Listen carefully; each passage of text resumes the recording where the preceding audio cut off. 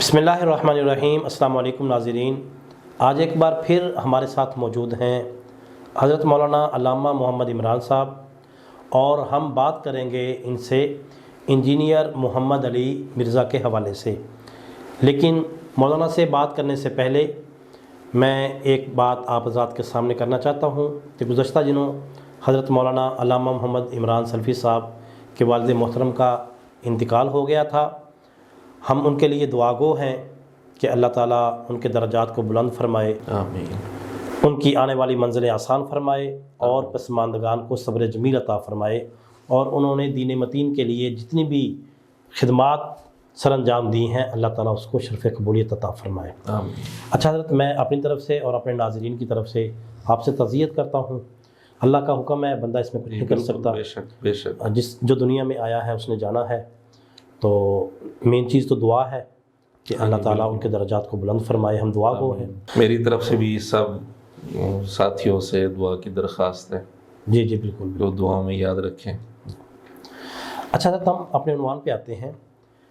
Engineer محمد علی مرزا صاحب عام طور پہ صوفیہ کرام کی عبارات کے اوپر اعتراض کرتے رہتے ہیں، تو انجینئر صاحب کو اس حوالے سے ایک مختصر سا کیا جواب دینا چاہیے؟ مختصر سا جواب ایسے، پہلے ہم الگ الگ انفرادی طور پر چند عبارات پر بات کر بھی چکے ہیں اسی پلیٹ فارم سے، این ایف اسٹوڈیو سے، اور چند ایک عبارتیں اس نے پکڑی ہوئی ہیں اور ان کو بار بار بیان کر کے ان کو غلط رنگ دے کر اچھالتے ہیں۔ ہماری طرف سے بنیادی طور پر یہ بات کی جاتی ہے کہ یا تو یہ عبارتیں ثابت نہیں ہیں، اور اگر ثابت مان لیں تو ان کی چونکہ کوئی نہ کوئی تعویل ہو سکتی ہے، اس لیے ان پر ہم فتویٰ نہیں لگاتے، احتیاط کرتے ہیں، حسن ظن رکھتے ہیں۔ ٹھیک ہے، لیکن ہماری اس بات پر وہ مطمئن نہیں ہوتے، تو اس کی بجائے پھر پہلی بات یہ ہے کہ ہم ان عبارات کی بجائے خود مرزے کی عبارات پر کیوں نہ بات کریں۔ بالکل ٹھیک ہے۔ اگر اولیاء کی عبارات پر بات ہو سکتی ہے تو خود مرزے کی عبارات پر کیوں نہیں بات ہو سکتی، بلکہ ان عبارات سے زیادہ ضروری مرزے کی عبارات پر بات کرنا ہے۔ اس کی وجہ یہ ہے کہ اولیاء اس دنیا سے چلے گئے، ٹھیک ہے، انہوں نے وہ باتیں کی تھیں، نہیں کی تھیں، اگر کی تھیں تو ان کا کیا مقصد تھا، کیا حقیقت تھی، وہ اللہ کے سپرد ہو گئے۔ اب مرزا تو زندہ ہے، اپنی عبارتوں کی وضاحت بھی پیش کر سکتے ہیں، رجوع بھی کر سکتے ہیں، توبہ بھی کر سکتے ہیں۔ تو اس حوالے سے اگر دیکھا جائے تو مرزے کی عبارات پر بات کرنا زیادہ ضروری ہے صحیح، ان عبارات کے مقابلے میں۔ پھر مرزا نے لائیو سیشن شروع کیا تھا، لائیو سوالات کے جوابات اس نے دینے شروع کیے شاہد اینڈ بلال چینل پر۔ ٹھیک، اس میں تقریباً لائیو سیشن نمبر 1 ہی ہے، پہلی ویڈیو ہے اس حوالے سے۔ مرزا سے اس ویڈیو کے بھی شروع میں تقریباً سوال ہے، امام نسائی رحمۃ اللہ علیہ کی شہادت مرزا بیان کرتا ہے کہ ان کی شہادت ہوئی تھی۔ اس واقعہ پر زبیر علی زئی صاحب، جن کو مرزا اپنا استاذ کہتے ہیں، انہوں نے اس واقعہ کی جتنی سندیں آتی ہیں، جہاں یہ واقعہ آتے ہیں، ان سندوں پر جرح کی تھی کہ صحیح سند کے ساتھ یہ شہادت والا واقعہ کسی بھی کتاب میں ثابت نہیں ہے۔ ٹھیک، جرح کی تھی انہوں نے۔ مرزا سے پوچھا گیا کہ انہوں نے تو جرح کی ہے ساری سندوں پر، کوئی بھی سند ٹھیک نہیں ہے۔ وہاں جان چھڑانے کے لیے مرزے کو چاہیے تھا اس پر بات کرتا اور صحیح سند پیش کر دیتا، یا انہوں نے جو جرح کی تھی اس جرح کا جواب دے دیتا بھی یہ جرح غلط ہے۔ ٹھیک ہے، لیکن مرزے نے جان چھڑانے کے لیے ایک اصول بنا لیا، وہ اصول خود مرزے کے گاٹیاں فٹ ہوگا۔ اچھا، اصول اس نے یہ بنایا، کہتے ہیں زبیر علی زئی صاحب چونکہ اب اس دنیا میں نہیں ہیں کہ وہ اپنا دفاع کر سکیں، صحیح، اس لیے میں ان پر بات نہیں کرتا۔ ٹھیک، سند ہے، میں نے وہ ساری تحقیق زبیر علی زئی صاحب کی پڑھی ہوئی ہے۔ اب چونکہ شیخ زبیر صاحب اس وقت ہمارے سامنے موجود نہیں، وہ اپنا دفاع کر سکیں، اس لیے میں اس ٹاپک کو اس طرف نہیں لے کے جانا چاہتا۔ میں آپ کو ایک ماضی کا واقعہ بتا دیتا ہوں۔ تو اصول تو مرزا نے خود بنا لیا کہ جو اس دنیا میں نہ ہو اس کی عبارت پر بات نہیں کرنی چاہیے، کیونکہ وہ دفاع نہیں کر سکتے اپنا۔ تو اولیاء کی عبارات پر اصولی طور پر مرزے کو چاہیے بات نہ کرے، کیونکہ وہ اپنا دفاع نہیں کر سکتے، وہ تو اس دنیا سے چلے گئے، وہ تو زندہ ہی نہیں ہے۔ ایسا ہی ہے۔ تو اس کے اپنے اصول کے مطابق ہی ہم بات کر رہے ہیں۔ پھر مرزا کہتا ہے کہ اس کی پرنٹنگ کیوں ہو رہی ہے؟ پرنٹنگ پھر زبیر علی زئی صاحب نے جو جرح کی تھی پرنٹنگ، تو اب تک اس کی بھی ہو رہی ہے۔ ٹھیک ہے، بات تو ایک ہی ہے۔ اگر اولیاء کو ماننے والے موجود ہیں تو زبیر علی زئی صاحب کے شاگرد بھی تو موجود ہیں۔ اس بات پر زبیر علی زئی صاحب نے جو جرح کی تھی اس پر بات نہ کرنا، یہ بہانہ بنا کر، یہ اصول کھڑا کر کے کہ جی چونکہ وہ اس دنیا میں نہیں ہے، دفاع نہیں کر سکتے، تو مرزے کے اس اصول کا تقاضا یہ ہے کہ اس کو اولیاء کی عبارات پر بات نہیں کرنی چاہیے۔ تو بہرحال مرزا چونکہ موجود ہے، زندہ ہے، ہم اولیاء کی عبارات پر بات بعد میں کریں گے اصولی طور پر، یہ بات ہماری درست ہے خود مرزے کے اصول کے مطابق۔ پہلے مرزے کی عبارات پر بات کریں گے۔ ٹھیک ہے۔ مرزے نے ایک ویڈیو بنائی ہے مجلس نمبر 100 کے نام سے، اس کے اوپر تھم نیل پر جو اس نے ایک بڑا عنوان دیا ہے، کتابوں کا خدا، بابوں کا خدا، یہ عنوان دیا ہے۔ اور مجلس نمبر 100 کی مرزا بڑی تعریف کرتے ہیں، خاص طور پر مرزا کہتے ہیں اس کے پہلے 50 منٹ کسی کو دکھا دیں وہ بندہ ہی بدل جائے گا، اس کی دنیا بدل جائے گی، اس کی دنیا بدل جائے گی۔ کتابوں کا خدا، بابوں کا خدا، مرزا اکثر شعر بھی پڑھتا ہے، مرنے سے پہلے کر لے اے مسلمان، مرنے سے پہلے اے مسلمان کر لے اس پہ غور، کتابوں کا خدا اور ہے، بابوں کا خدا اور، اس طرح کے الفاظ ہیں اس کی، بار بار اس کو پڑھتے ہیں۔ اب ہم دکھاتے ہیں مرزے کے ہی انداز کے مطابق، کتابوں کا خدا اور ہے، مرزے کا خدا اور ہے۔ ٹھیک ہے۔ جو انداز مرزے نے شروع کیا ہے اسی انداز کے مطابق ہم اس کو جواب دیں گے۔ ٹھیک، شروع اس نے کیا، ختم ہم کریں گے انشاءاللہ۔ ابتدا اس نے کی ہے، انتہا آپ کریں گے۔ جی انشاءاللہ۔ ٹھیک۔ اب مرزے کے شاگرد ہمت کریں، مرزے کی ہی ان عبارتوں کا جواب دیں۔ اللہ تعالیٰ کے متعلق جو اس نے جملے بولے ہیں کتابوں سے ثابت کریں، اگر نہیں کر سکتے اور یقیناً نہیں کر سکتے تو پھر ایک دفعہ یہ نعرہ بھی لگا دیں، کتابوں کا خدا اور مرزے کا خدا اور، ٹھیک ہے، نعرہ لگا دیں۔ صحیح۔ اگر ان کے اندر انصاف ہے تو سینکڑوں دفعہ مرزا یہ نعرہ تو لگا چکے ہیں، کتابوں کا خدا اور، بابوں کا خدا اور، ایک آدھ دفعہ اس کو مرزے کی بھی ذمہ داری بنتی ہے کہ مرزا اپنی ان عبارتوں کو یا کتابوں سے ثابت کرے، یا کم از کم ایک آدھ نعرہ یہ بھی لگا دے کہ کتابوں کا خدا اور، میرا خدا اور۔ اب چند ایک عبارتیں ہم بطور نمونہ کے باحوالہ جی وہ پیش کر دیتے ہیں۔ نمبر 1، مجلس نمبر 50 2 گھنٹے 4 منٹ پر اس نے اللہ تعالیٰ کے لیے ایک لفظ بولا ہے، ٹینشن کا لفظ۔ چند لوگوں کا اس نے تذکرہ کیا کہ یہ لوگ گاڈ گفٹڈ صلاحیتوں کے مالک تھے، کسی مدرسے کی آؤٹ پٹ نہیں تھے، تو اس طرح کے لوگ جو ہے نا وہ اللہ تعالیٰ مبعوث کرتا رہتا ہے، یہ اس طرح کے لفظ بولے، اور یہ ساری بات کر کے کہتے ہیں کہ یہ ٹینشن اللہ کا کام ہے کہ وہ کس کو اٹھاتا ہے، یہ اللہ کی ٹینشن ہے۔ ہاں، ٹینشن کا لفظ اس نے اللہ کے لیے استعمال کیا۔ صحیح۔ اب آپ سائنٹیفک فیلڈ میں بھی آتے ہیں، آئنسٹائن، نیوٹن، یہ کسی یونیورسٹی سے فارغ شدہ تو نہیں تھے، اللہ تعالیٰ مبعوث کرتا ہے بندوں کو، تو یہ ٹینشن اللہ کا کام ہے کہ وہ کس کو اٹھاتا ہے۔ کسی کتاب کے اندر قرآن سے، حدیث سے، کسی صحابی سے مرزا اور اس کے شاگرد ثابت کریں کہ اللہ کو نعوذ باللہ ٹینشن بھی ہوتی ہے۔ اب یہ جب ہم مرزے کی باتیں نقل کرتے ہیں تو مرزے کے شاگرد بجائے اس کے کہ اس کی اس بات کو غلط کہیں، الٹا دفاع کرنا شروع کر دیتے ہیں، تعویلیں کرنا شروع کر دیتے ہیں۔ ہم کہتے ہیں نا اب تعویل نہیں کرنی۔ ٹھیک ہے۔ اگر اولیاء کی بارات میں تعویل نہیں ہو سکتی تو مرزے کی بارات میں بھی تعویل نہیں ہو سکتی۔ بالکل ٹھیک ہے۔ اگر مرزے کی بارات میں تعویل ہو سکتی ہے تو پھر اولیاء کی بارات میں تعویل کیوں منع ہو گئی؟ وہاں بھی ہو سکتی ہے۔ ٹینشن تو وہ لے جس کا علم ناقص ہو، قدرت ناقص ہو، اللہ کا علم کامل ہے، قدرت کامل ہے، اللہ کو ٹینشن لینے کی کیا ضرورت ہے؟ یہ ٹینشن کا لفظ اس نے اللہ کے لیے استعمال کیا۔ ایک دفعہ میں نے یہ اس حوالے سے کلپ بنایا تو اس کے شاگرد آ گئے کہ جی یہ مطلب ہے، یہ مطلب ہے، یعنی یہ ان کا انداز یہ تھا کہ یہ جملہ اس نے صحیح بولا ہے۔ میں نے مرزے کا دوسرا جملہ دکھا دیا دوسری ویڈیو سے، ٹھیک ہے، جہاں کہہ رہے اللہ ٹینشن سے پاک ہے۔ اچھا ٹھیک ہو گیا۔ میں نے کہا آپ بتائیں وہ بات صحیح ہے یا یہ بات صحیح ہے؟ صحیح۔ مرزے کا خدا کون سا ہے؟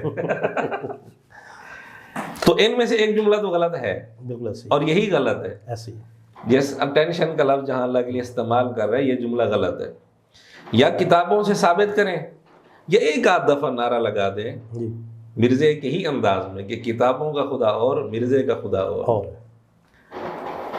جب ہم ان عبارتوں پر بات کرتے ہیں بعض دفعہ اس کے شاگرد کہتے ہیں کہ جی یہ سلپ آف ٹنگ ہے، تعویل تو ہو گئی نا، غیر اختیاری طور پر سبقت لسانی ہے، زبان سے یہ لفظ نکل گیا، تو ہم کہتے ہیں کوئی مسئلہ نہیں، اسی پر بات کر لیتے ہیں۔ مرزے کا یہ دعویٰ ہے، اپنی ویڈیوز میں کئی دفعہ مرزا یہ دعویٰ کر چکے ہیں کہ ہم ویڈیو ریکارڈ کرانے کے بعد اس کو اچھی طرح چیک کرتے ہیں، ہماری پوری ٹیم بیٹھتی ہے، اچھی طرح چیک کرنے کے بعد جہاں کوئی غلط جملہ ہوتا ہے، کوئی غلط بات ہوتی ہے، ہم اس کو ڈیلیٹ کر دیتے ہیں، اور مرزا کہتے ہیں ہم ایک ایک جملے کے ذمہ دار ہیں۔ ہمارے جملے جو ہوتے ہیں نا وہ پورے سوچ سمجھ کے بعد ہوتے ہیں، اور آپ کی طرح نہیں ہے کہ کوئی بھی ویڈیو جو ہے ریکارڈ ہوئی ہے اور اس کو چڑھا دیا نیٹ کے اوپر۔ ہماری پوری ایڈیٹوریل پالیسی ہے، کرٹکس بیٹھتے ہیں، ایک ایک ویڈیو کو وہ دیکھتے ہیں، اس کے بعد ہم کٹنگ کے بعد ویڈیو کو اپلوڈ کرتے ہیں، اور جو کچھ ہم چڑھاتے ہیں اس کی پوری ذمہ داری لیتے ہیں قرآن و سنت کے دلائل کی روشنی میں۔ رہ گیا غلط باتیں ساری ڈیلیٹ کر کے پھر اپلوڈ کرتے ہیں، ٹھیک ہے۔ تو مرزا جب اتنی ذمہ داری سے یہ اعلان کر رہا ہے، یہ دعویٰ کر رہا ہے، تو سبقت لسانی یا سلپ آف ٹنگ کا بہانہ تو نہیں چل سکتا۔ ٹھیک ہے، اچھا یہ لائیو سیشن میں تو نہیں کہا اس نے؟ نہیں، یہ لائیو نہیں ہے، ٹھیک ہے، مجلس نمبر 50 لائیو نہیں ٹھیک ہے، ہے، اور مجلس نمبر 50 کی بھی اس نے بہت زیادہ تعریف کی ہوئی ہے، ٹھیک، بہت زیادہ۔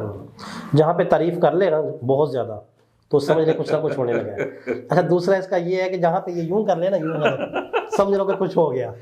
اس پر تقریباً میں درجنوں مثالیں پیش کر سکتا اچھا ہوں، اس کا لیکن تیسرا اس کا یہ ہے، الگ حصہ رکھ لیں۔ ہاں تیسرا اس کا یہ ہے کہ جہاں پہ یہ زبان پھیر لے نا یوں کر رہے وہاں بھی سمجھو کہ کوئی اس نے کاروائی ڈال دی۔ خیر، اب ٹینشن کا لفظ اس نے اللہ کے لیے استعمال کیا، جبکہ ایسی کوئی بات کسی کتاب سے ثابت نہیں، تو مرزے کے شاگرد ہمت کریں یا ثابت کریں یا کم از کم نعرہ لگائیں کتابوں کا خدا اور مرزے کا خدا اور۔ سلپ آف ٹنگ کا بہانہ نہیں بنا سکتے کیونکہ یہ مرزے کا دعویٰ ہے کہ ہم چیک کر کے پھر ویڈیو اپلوڈ کرتے ہیں۔ چلو 1000 ٹن حسن ظن ہم رکھ لیتے ہیں، جیسے مرزا کہتے ہیں، مرزے کے متعلق بھی ہم حسن ظن رکھ لیتے ہیں کہ یہ چیک کرتے ہوئے بھی اس کو نہیں پتہ چلا یہ ٹون تھا۔ یہ لازم مرزا خود بولتے اس کے الفاظ ہیں، ٹھیک، اولیاء کے بارے میں کہ جب یہ جملے بول رہے تھے ٹون تھے، تو جب مرزا یہ چیک کر رہا تھا ٹون تھا، چلو اس کی ٹیم چیک کر رہی تھی، وہ ٹیم بھی ساری ٹون تھی، نہیں پتہ چلا ان کو، ویڈیو اپلوڈ ہو گئی۔ اب کیا کرنا ہے جی؟ اب بھی ہمارے پاس مرزے کے ہی اصول موجود ہیں اور انہی کے اصول پر ہم مطالبہ کریں گے۔ حضرت تھانوی رحمۃ اللہ علیہ کے مرید نے خواب میں صحیح کلمہ پڑھنے کی کوشش کی لیکن زبان سے نکل گیا غلط کلمہ، غیر اختیاری طور پر۔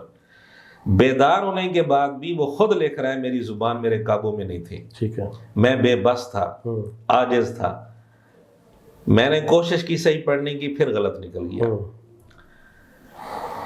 جب بے اختیار تھا، غیر اختیاری طور پر زبان سے نکلا، جیسے یہ کہتے ہیں نا سبقت لسانی، یہ تو خواب بھی نہیں ہے، اس نے تو یہ بھی نہیں کہا نا آج تک بھی یہ جملے میری زبان سے غیر اختیاری طور پر نکلے ہیں، اس مرید نے تو یہ تو لکھا تھا نا، اس نے ان جملوں کے بارے میں اور بھی میں جملے پیش کروں گا، آج تک یہ کہا ہی نہیں ہے کہ میں نے صحیح انداز ادا کرنے کی کوشش کی ہے، اور غیر اختیاری یہ اس نے کہا ہی نہیں۔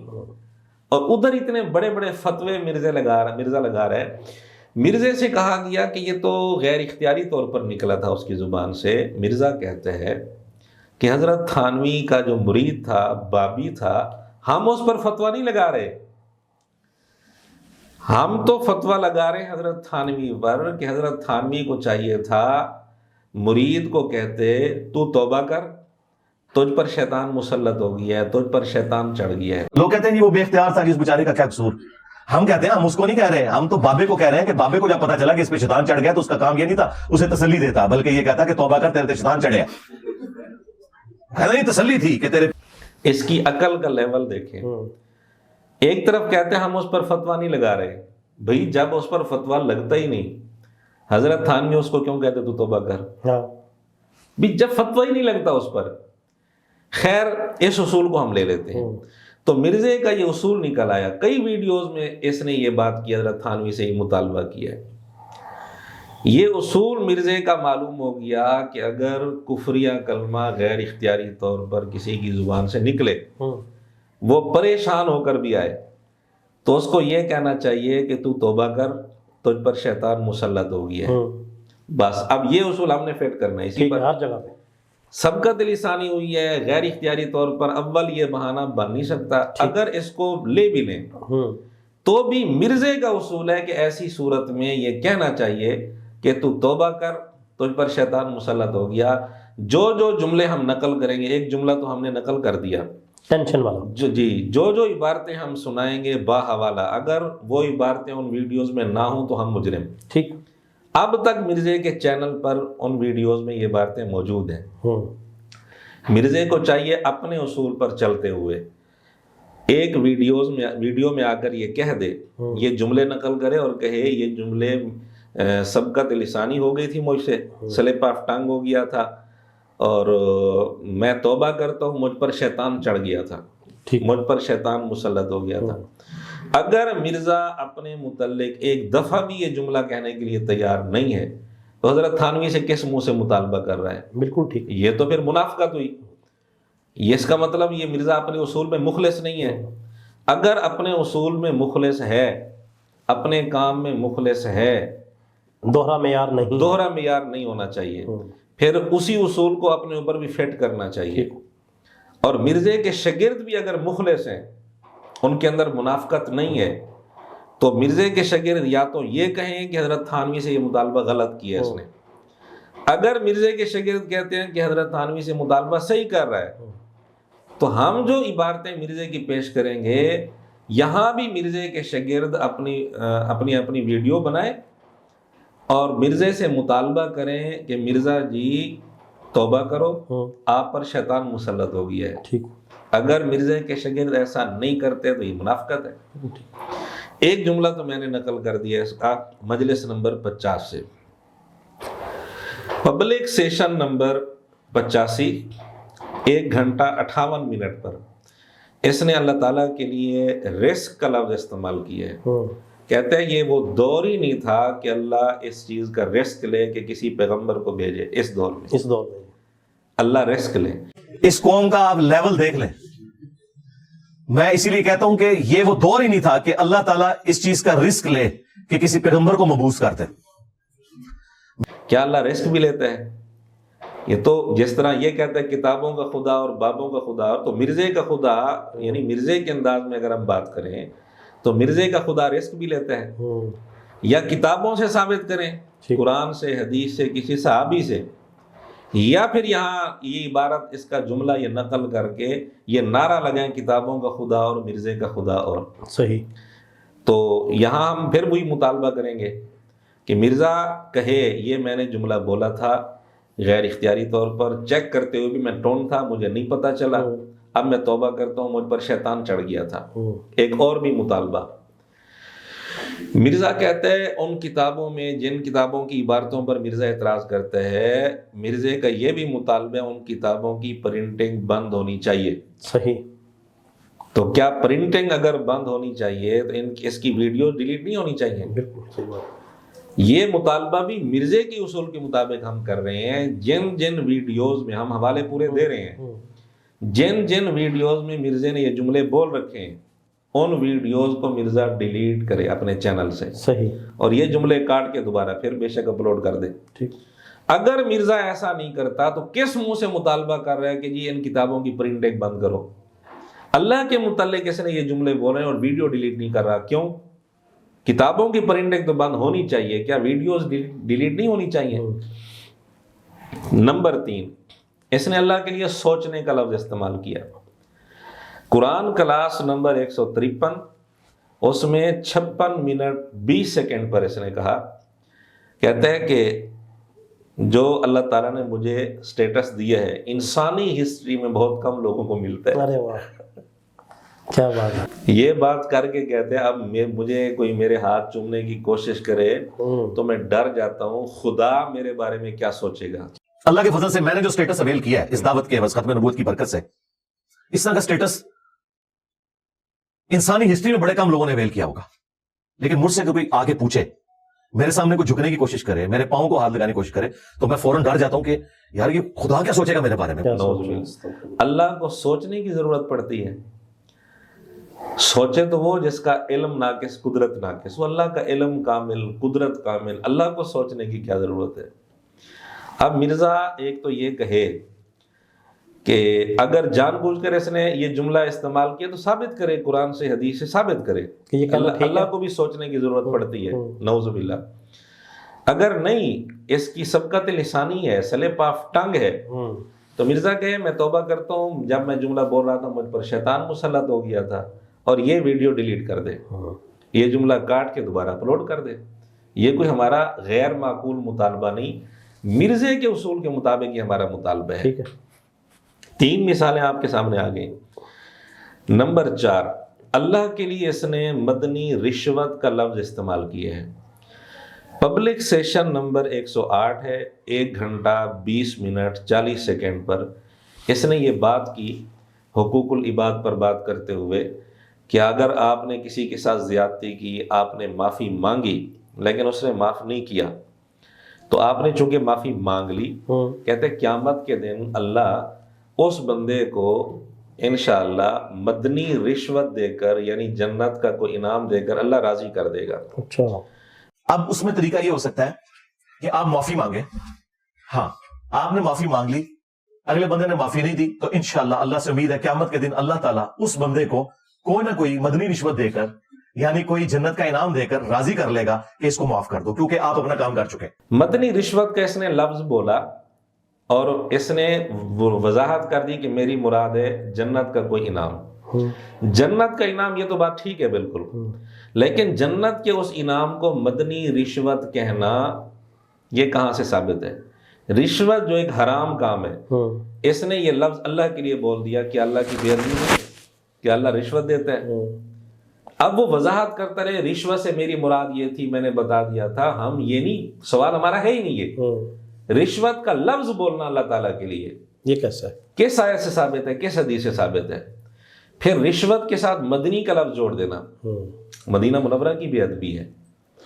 آپ صلی اللہ علیہ وسلم آپ کتابوں سے یا تو ثابت کریں کہ یہ لفظ اللہ کے لیے استعمال ہو سکتا ہے، یا پھر مرزے کے شاگرد نعرہ لگائیں گے کتابوں کا خدا اور مرزے کا خدا اور، یہ نعرہ لگائیں اسی کے انداز میں۔ یہ 4 عبارتیں ہو گئیں۔ جی۔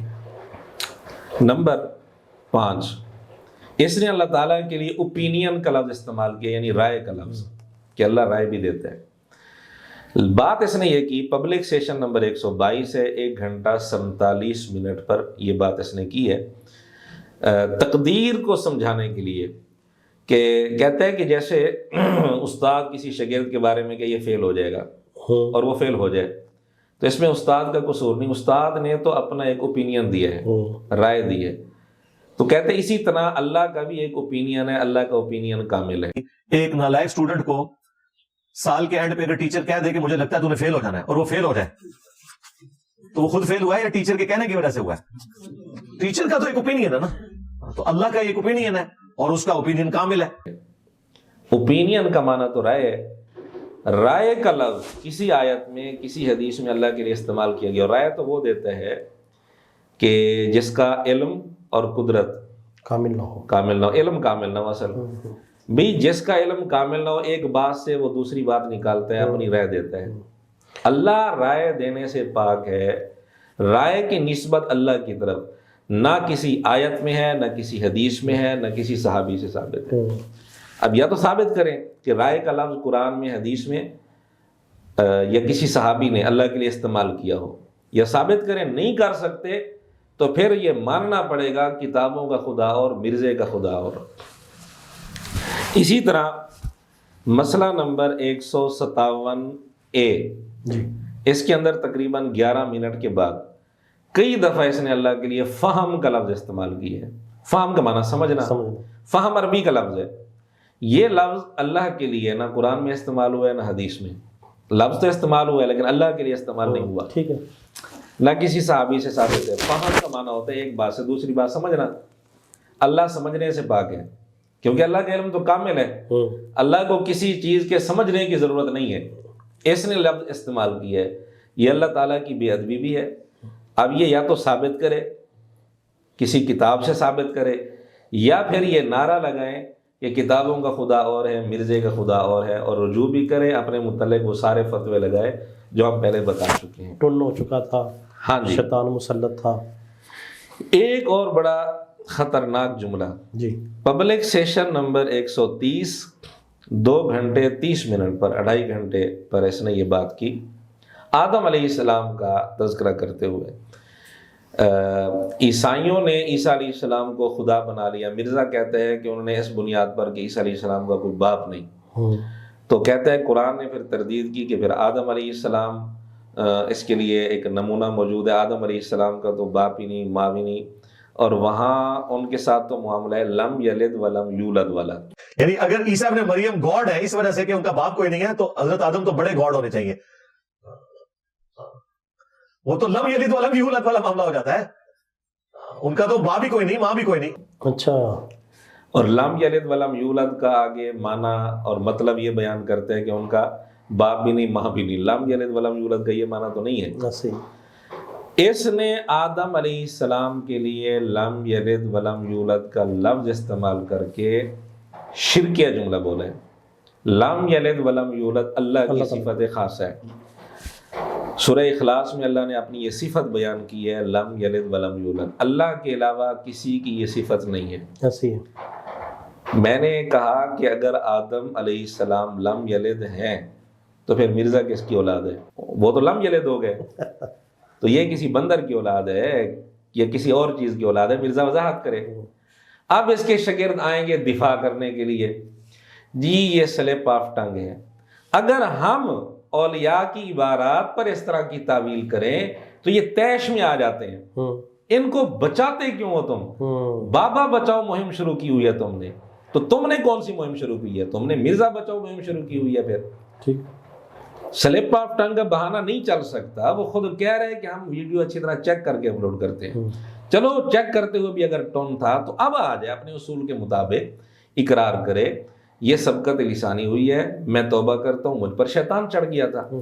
اگر مرزا اپنے متعلق یہ بات نہیں کر سکتا تو حضرت تھانوی سے کس چیز کا مطالبہ کر رہا ہے؟ یا تسلیم کرے کہ میں نے حضرت تھانوی سے جو کئی ویڈیوز میں یہ مطالبہ کیا ہے غلط مطالبہ کیا ہے، اس مطالبے سے رجوع کرے۔ ٹھیک ہو گیا۔ جب تک مرزا اس مطالبے سے رجوع نہیں کرتا ہم مرزے سے بار بار یہ مطالبہ کرتے رہیں گے، اور یہ مطالبہ ہمارا مرزے کے اپنے اصول کے مطابق ہے۔ ہم کوئی غیر معقول بات نہیں کر رہے ہیں، اس کے اپنے اصول کے مطابق ہی ہم نے بات کی ہے۔ یہ 7 عبارتیں ہو گئی۔ نمبر 8، اس نے ایک جملہ بولا ہے قرآن کلاس نمبر 86، 50 منٹ 30 سیکنڈ پر، پورے حوالے ہم دے رہے ہیں جی، تاکہ مرزے کے شاگرد یہ نہ کہیں کہ یہ اس کی بات سیاق و سباق سے ہٹا کر لی گئی ہے، خود چیک کر لیں۔ اس نے ایک جملہ بولا، ہمیں تو ہر جگہ اللہ کی قدرتوں میں اللہ نظر آتا ہے۔ ٹھیک، ویسے آپ مجھ سے پوچھیں تو مجھے تو اللہ کی قدرتوں میں ہر جگہ اللہ ہی نظر آتا ہے۔ اللہ کی قدرتوں میں ہر جگہ اللہ نظر آتا ہے۔ بایزید بستامی رحمۃ اللہ علیہ کی ایک عبارت تھی، مرزے نے طوفان مچا دیا، ہنگامہ کھڑا کر دیا کہ جی تمہارے بزرگ بیداری میں ظاہری آنکھوں سے اللہ کو دیکھنے کا دعویٰ کر کے گئے ہیں، جبکہ یہ سراسر جھوٹ تھا۔ ظاہری آنکھوں سے دیکھنے کا دعویٰ بایزید بستامی رحمۃ اللہ علیہ نے نہیں کیا تھا۔ جو سکین مرزے نے لگایا اس میں چشم یقین کا لفظ موجود تھا، لیکن مرزے نے آج تک وہ لفظ نہیں پڑھا، حالانکہ سکین کے اندر وہ لفظ لکھا ہوا ہے چشم یقین۔ چشم یقین کا مطلب یہی ہے ظاہری آنکھوں کی نفی، وہ ظاہری آنکھوں کی نفی کرنا چاہتے ہیں، بھی ظاہری آنکھوں سے نہیں دیکھا، ظاہری آنکھوں سے اس دنیا میں اللہ کو نہیں دیکھا جا سکتا۔ مرزے نے جھوٹ بول دیا ان پر کہ انہوں نے ظاہری آنکھوں سے۔ اب مرزے کی یہ عبارت ہے، اس میں تعویل نہیں کرنی جی۔ اگر اولیاء کی عبارات میں تعویل نہیں ہو سکتی تو مرزے کی عبارت میں بھی تعویل نہیں ہو سکتی۔ مرزا نے اللہ کو دیکھنے کا دعویٰ کیا ہے، اب مرزے کے شاگرد آئیں گے تعویل کریں گے، جی اس کا مقصد ہے اللہ کی قدرت نظر آتی ہے، یہ تعویل تو نہیں ہو سکتی، پھر تو جملہ فضول ہو جائے گا۔ قدرت کا لفظ مرزا بول چکا ہے، قدرت میں اللہ تعالیٰ، قدرتوں میں اللہ نظر آتا ہے۔ اگر اللہ نظر آتا ہے اس سے مراد قدرت نظر آنا ہے تو اس کا مطلب بنے گا قدرتوں میں قدرت نظر آتی ہے، یہ کون سی بات ہوئی؟ یہ تعویل بھی بہت بعید ہے۔ آپ یوں کہہ سکتے تھے نا کہ مجھے ہر چیز میں اللہ کی قدرت نظر آتی ہے، یہ بات تو ٹھیک تھی۔ اب یہاں اس جملے میں یہ تعویل قدرت والی اس لیے نہیں ہو سکتی، بہت بعید ہے کہ قدرت کا لفظ یہ پہلے بول چکا ہے، تو اللہ کو دیکھنے کا دعویٰ مرزا اس جملے میں کر رہا ہے، اور اس بنیاد پر یہ بایزید بسطامی رحمۃ اللہ علیہ پر فتوے لگا چکا ہے۔ تو کیا اپنے اوپر بھی فتوے لگائے گا مرزا؟ ویڈیو ڈیلیٹ کرے یا ثابت کرے کہ اللہ نظر آ سکتا ہے، اور اگر اس میں تعویل کوئی کرنے کی کوشش کرے مرزے کا شاگرد، بے شک بہت بعید تعویل ہے، تو کیا اولیاء کی عبارات میں تعویل کی کوئی گنجائش نہیں؟ اس کے جملے میں اگر تعویل کی گنجائش ہے، ان کی عبارتوں میں تعویل کی گنجائش کیوں نہیں ہے؟ اگر نہیں ہے گنجائش ان کی عبارتوں میں، پھر یہاں بھی تعویل نہ کریں اور وہی سارے اصول مرزا اپنے اوپر لاگو کرے، یہ ویڈیو ڈیلیٹ کرے، جس طرح وہ کہتا ہے کتابوں کی پرنٹنگ بند کرے اور کہے کہ یہ میں نے غلط جملہ بولا ہے، میں توبہ کرتا ہوں، میں ٹون تھا اور شیطان مسلط ہو گیا تھا، یہ سارے جملے کہے اپنے متعلق، یا پھر وہ نعرہ لگائے کہ کتابوں کا خدا اور ہے۔ بالکل، یہ نعرہ تو بنتا ہے، اگر وہ نعرہ بن سکتا ہے کتابوں کا خدا اور بابوں کا خدا، اور یا تو یہ سارے جملے ثابت کرے، ورنہ پھر یہ نعرہ بھی لگائے، مرزے کے شاگرد لگائیں اگر ان کے اندر منافقت نہیں ہے تو۔ ایک جملہ اس نے بولا، یہ عبارت نمبر 9 ہے، کہتے ہیں جج دنیا میں اللہ کی کرسی پر بیٹھے ہیں۔ یہ تو بہت بڑا آپ کے اوپر امتحان ہے، اور ججوں کے اوپر تو بہت بڑا امتحان ہے سر۔ جج جو ہے نا دنیا پہ اللہ کی کرسی پہ بیٹھے ہوئے، کیونکہ اللہ تعالیٰ نے اپنے بارے میں کہا ہے کہ میں انصاف و ترازو میں نے نازل کیا ہے۔ یہ عدل کا نظام اتنا بڑا نظام ہے، دنیا میں جو اللہ نے کرسی رکھی ہے نا، اپنا قائم مقام ججوں کو بٹھایا ہوا ہے۔ تو دنیا میں بھی اللہ کی کرسی ہے، اس کا میں حوالہ دے دیتا ہوں، مجلس نمبر 79 ہے، 79، 2 گھنٹے 19 منٹ 50 سیکنڈ پر یہ جملہ اس نے بولا، کہتے ہیں جج اللہ کی کرسی پر بیٹھے ہیں دنیا میں۔ ایک کرسی کا ذکر تو ہے، واسع کرسی السماوات والارض، ٹھیک ہے، دنیا میں بھی اللہ کی کرسیاں ہیں، یہ ثابت مرزے نے کرنا ہے، کیونکہ یہ جملہ مرزے نے بولا ہے، تعویل نہیں کرنی۔ اب کرسی سے یہ مراد ہے، یہ مراد ہے، نہ، اب مرزے کا یہی لفظ ثابت کرنا ہے۔ اگر اس جملے میں تعویل ہو سکتی ہے تو پھر اولیاء کی عبارات میں کیوں تعویل نہیں ہو سکتی؟ بایزید بسطامی رحمۃ اللہ علیہ کا ایک جملہ ان کی طرف منسوب ہے، لواء الحمد لوائی اعظم من لواء محمد، کہ میرا جھنڈا محمد کے جھنڈے سے بڑا ہوگا، اس کو مرزے نے بہت اچھالا۔ اب یہ وہ ثابت ہے یا نہیں، انہوں نے یہ جملہ کہا تھا یا نہیں کہا تھا تو اس میں تعویل ہو سکتی ہے، اور جھنڈے سے مراد غلبہ لے سکتے ہیں، کوئی اور توجیہ ہو سکتی ہے، لیکن جب ہم یہ بات کرتے ہیں تو مرزا کہتے ہیں تعویلیں کیوں کر رہے ہو، بابے کو بچانے کی کوشش کرو، نہیں، جھنڈا ثابت کرو، ٹھیک، جھنڈا ثابت کرو کہ لواء الحمد کے علاوہ حضور علیہ الصلوۃ والسلام کے بعد جو جھنڈا ہوگا اس کے علاوہ بھی کوئی جھنڈا ہے، وہ ثابت کرو۔ تو اسی کے انداز میں ہم مرزا سے سوال کرتے ہیں کہ اللہ کی کرسی ثابت کرنی ہے، ٹھیک ہے، اس کرسی کے علاوہ، واسع کرسی السماوات والارض، اس کرسی کے علاوہ کرسی ثابت کرنی ہے کہ دنیا میں بھی اللہ کی کرسیاں موجود ہیں جن پر جج بیٹھے ہیں، ثابت کرو۔ اور ایسی کرسیاں بھی موجود ہیں، مسلمان جج بھی بیٹھے ہیں اور سب کے بارے میں۔ اور اسی دوران جب یہ جملہ بول رہا ہے، ججوں کو الو کا پٹھا بھی کہہ رہا ہے، یعنی الو کے اللہ کی کرسی پر الو کے پٹھوں کو بٹھا رہا ہے۔ میرا تو ایک خاص جگہ انٹریکشن ہوا تو میں نے باقاعدہ اس کے اوپر ڈسکس کیا مسئلے کو کہ یار وہ الو کا پٹھا بیٹھا ہوا تھا جج، اس نے نہیں دیکھا کہ یار اس بندے کا نام بھی لکھا ہوا ہے اسٹامپ پیپر کے اوپر کہ نہیں،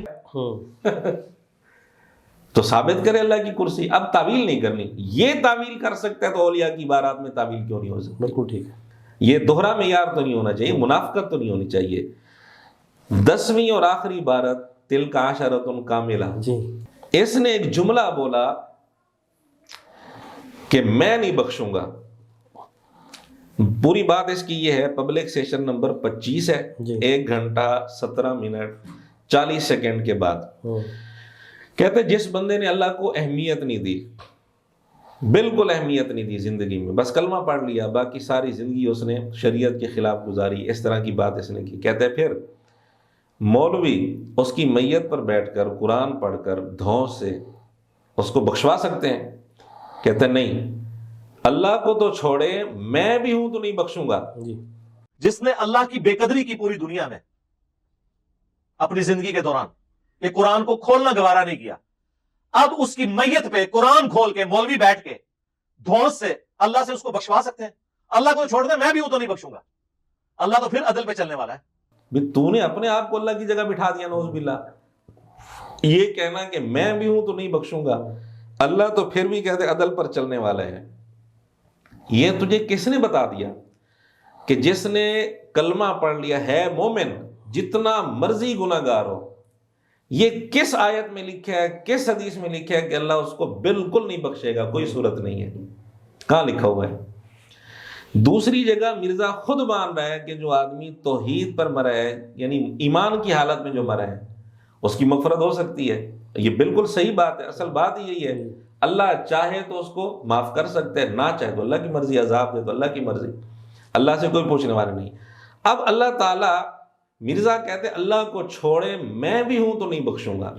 एक हदीस जो मिर्जा खुद सुनाता है, सही मुस्लिम की हदीस है और दीगर किताबों में भी है, मिर्जा खुद ये हदीस सुनाता है, कहते हैं कि 2 आदमी थे, एक नेक था एक बुरा था। तो नेक आदमी ने एक दफ़ा गुस्से में आकर कह दिया, पहले समझाता रहा, फिर एक दफ़ा गुस्से में आकर कह दिया तुझे तो अल्लाह नहीं माफ़ करेगा। दोनों खौत हुए, अल्लाह ने उसको पकड़ लिया जिसने कहा था तुझे अल्लाह नहीं बख्शेगा, और दूसरा जो गुनाहगार था अल्लाह ने उसको माफ़ कर दिया। मुस्नद अहमद में हदीस है कि एक गुनाहगार शख्स था, उसका भाई नेकोकार था, और वो नेकोकार को अपनी नेकियों के ऊपर बड़ा तकब्बुर था, और वो अपने उस भाई से एक दिन गुस्से की हालत में कहता है कि अल्लाह की कसम तुझे तो अल्लाह ताला कभी नहीं बख्शेगा। बस ये जुमला उसका बोलना था, वो अल्लाह ताला ने नोट कर लिया।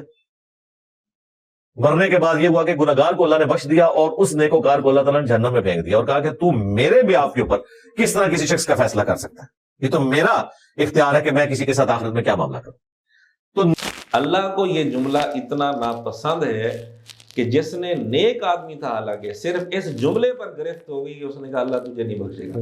उसने ये जुमला बोला था कि अल्लाह तुझे नहीं बख्शेगा, उस पर गिरफ्त हो गई और वो जुमला अल्लाह को नापसंद आ गया। इसने तो अपने मुतल्लिक है कि मैं नहीं बख्शूंगा, उससे भी एक कदम बढ़कर इसने ये जुमला बोला कि मैं नहीं बख्शूंगा, अपने मुतल्लिक इस किस्म का जुमला बोलना। अब या तो ये साबित करे कुरान से, हदीस से, किसी सहाबी से, किसी सहाबी ने अपने मुतल्लिक इस तरह का नौज़ुबिल्लाह जुमला बोला हो, किसी आया से साबित करे, क्योंकि अपने मुतल्लिक भी कह सकते हैं कि मैं नहीं बख्शूंगा, या साबित करे, या फिर माने कि खुदा का तारुफ जिस अंदाज में ये करार है वो किताबों में नहीं है, फिर नारा लगेगा इसी के अंदाज में किताबों का खुदा और है, मिर्ज़े का खुदा और है। अच्छा मौलाना, इमाम अबू हनीफा रहमहुल्लाह ताला के बारे में इंजीनियर मोहम्मद अली मिर्ज़ा साहब ने भौंकने का लफ्ज़ इस्तेमाल किया है, उसका पस मंज़र क्या है? असल में मिर्ज़ा ने एक मसला बयान करते हुए नबी पाक सल्लल्लाहु अलैहि वसल्लम के वालिदैन के ईमान के मुतल्लिक बात करते हुए इमाम अबू हनीफा रहमतुल्लाह के मुतल्लिक भौंकने का लफ्ज़ इस्तेमाल किया है। आका अलैहिस्सलातु वस्सलाम के वालिदैन को हम मोमिन मानते हैं। हमारा नज़रिया, हमारा ख्याल ये है, हमारे उलमा देवबंद का, कि ईमान का कौल करना चाहिए, ठीक है, या फिर कम अज़ कम सुकूत इख्तियार कर लेना चाहिए, खामोशी इख्तियार कर लेनी चाहिए। कुफ्र का कौल हम नहीं करते, ठीक है, लेकिन इसके साथ ही हम कहते हैं मसला इख्तलाफी है, इख्तलाफी मसले में शिद्दत इख्तियार नहीं करनी चाहिए। बिल्कुल ठीक। अगर कोई कुफ्र का कौल करता है तो उस पर फतवा नहीं लगाना चाहिए, क्योंकि मसला इख्तलाफी है। सही। ये तो खैर हमारी एक राय है, हमारा मौक़िफ़ है। मिर्ज़े का क्या मौक़िफ़ है, वो इस बारे में शिद्दत इख्तियार करते हैं, जबकि पहले इसका मौक़िफ़ बिल्कुल वही था जो मैं बयान कर चुका हूँ। अच्छा, कि मसला इख्तलाफी है, हम ईमान के कायल हैं, या कम अज़ कम सुकूत इख्तियार करना चाहिए, جو کفر کا قول کرتا ہے اس پر فتویٰ نہیں لگانا چاہیے. بالکل یہی موقف مرزا مسئلہ نمبر 98 میں بیان کر چکے ہیں. اچھا. اب یہاں پر میں ایک دو چیزیں اور بھی کلیئر کر دوں کیونکہ کچھ سخت باتیں بھی اب ظاہر ہو گئی اس حوالے سے کہ اگر کسی کا موقف ان احادیث کی بنا پر ایسا ہو جاتا ہے تو ہم اس پہ کوئی گستاخی کا فتویٰ نہیں لگاتے. اسی وجہ سے علماء عرب کی اکثریت اور پاکستان میں بھی جو اہل حدیث مقتدی فکر ہے اہل سنت میں سے ان کی اکثریت جو ہے وہ آپ صلی اللہ علیہ وسلم کے والدین کے ایمان کے قائل نہیں ہے. ان کے لیے میرا خصوصاً مشورہ ہے ان تمام دلائل کی روشنی میں ان تک یہ لیکچر بھی پہنچے کہ ایٹ لیسٹ انہیں شیخ زبیر علی زئی رحمہ اللہ والا موقف ضرور اڈاپٹ کر لینا چاہیے کہ وہ خاموشی اختیار کریں کیونکہ دلائل دونوں طرف موجود ہیں اور احتیاط کا تقاضا بھی یہ ہے کہ آپ سے یہ پوچھا نہیں جانا کہ آپ رسول کے والدین مسلمان تھے یا کافر تھے تو خام خواہ اپنے گلے مصیبت نہ فٹ کریں. بالکل یہی موقف. ٹھیک. لیکن اب یہ شدت میں آ گیا. اب یہ کہتے ہیں کہ جی امام ابو حنیفہ رحمۃ اللہ علیہ کی کتاب ہے الفقہ الاکبر اس میں لکھا ہوا ہے حضور علیہ الصلوۃ والسلام کے والدین کے بارے میں کہ وہ کفر پر مرے ہیں. صحیح. یہ بات کرتے ہوئے پھر کہتے ہیں کہ اس کے دفاع میں ملا علی قاری رحمۃ اللہ علیہ نے کتاب لکھی کہ ہمارا امام صحیح بھونک کر گیا ہے. یہاں اس نے یہ جملہ بولا ہے. ایک ایمنی جی پڑیا ہے امام حنیفہ نے لکھی کتاب الفقہ الاکبر جس میں لکھا ہے کہ رسول اللہ کے ماں باپ کفر کی حالت میں مرے ہیں. نعوذ باللہ. ہاں ملا علی قاری نے باقاعدہ دفاع کی ہے کہ ہمارا امام صحیح بھونک کے گیا تھا. ملا علی قاری رحمۃ اللہ علیہ نے کتاب لکھی ہے. ایک اور ویڈیو میں مرزا کہتے ہیں کہ یہ کتاب ہمارے نبی گستاخانہ کتاب ہے کہ ملا علی قاری نے نبی علیہ السلام کے والدین کے کفر پہ دلالت پہ کتاب لکھی ہے جو میں کہتا ہوں گستاخانہ کتاب ہے. جرأت کر کے اپنی عوام کو بتائیں کہ آپ کے بزرگان دین جو میں ان میں سے اکثر کو بزرگان بے دین کہتا ہوں وہ نبی علیہ السلام کے والدین کے گستاخ تھے ملا علی قاری اور انہوں نے باقاعدہ ان کے کفر کی دلالت کے اوپر کتاب لکھی ہے. جب کتاب گستاخانہ ہے تو لکھنے والا کون ہوا؟ گستاخ ہوا. لیکن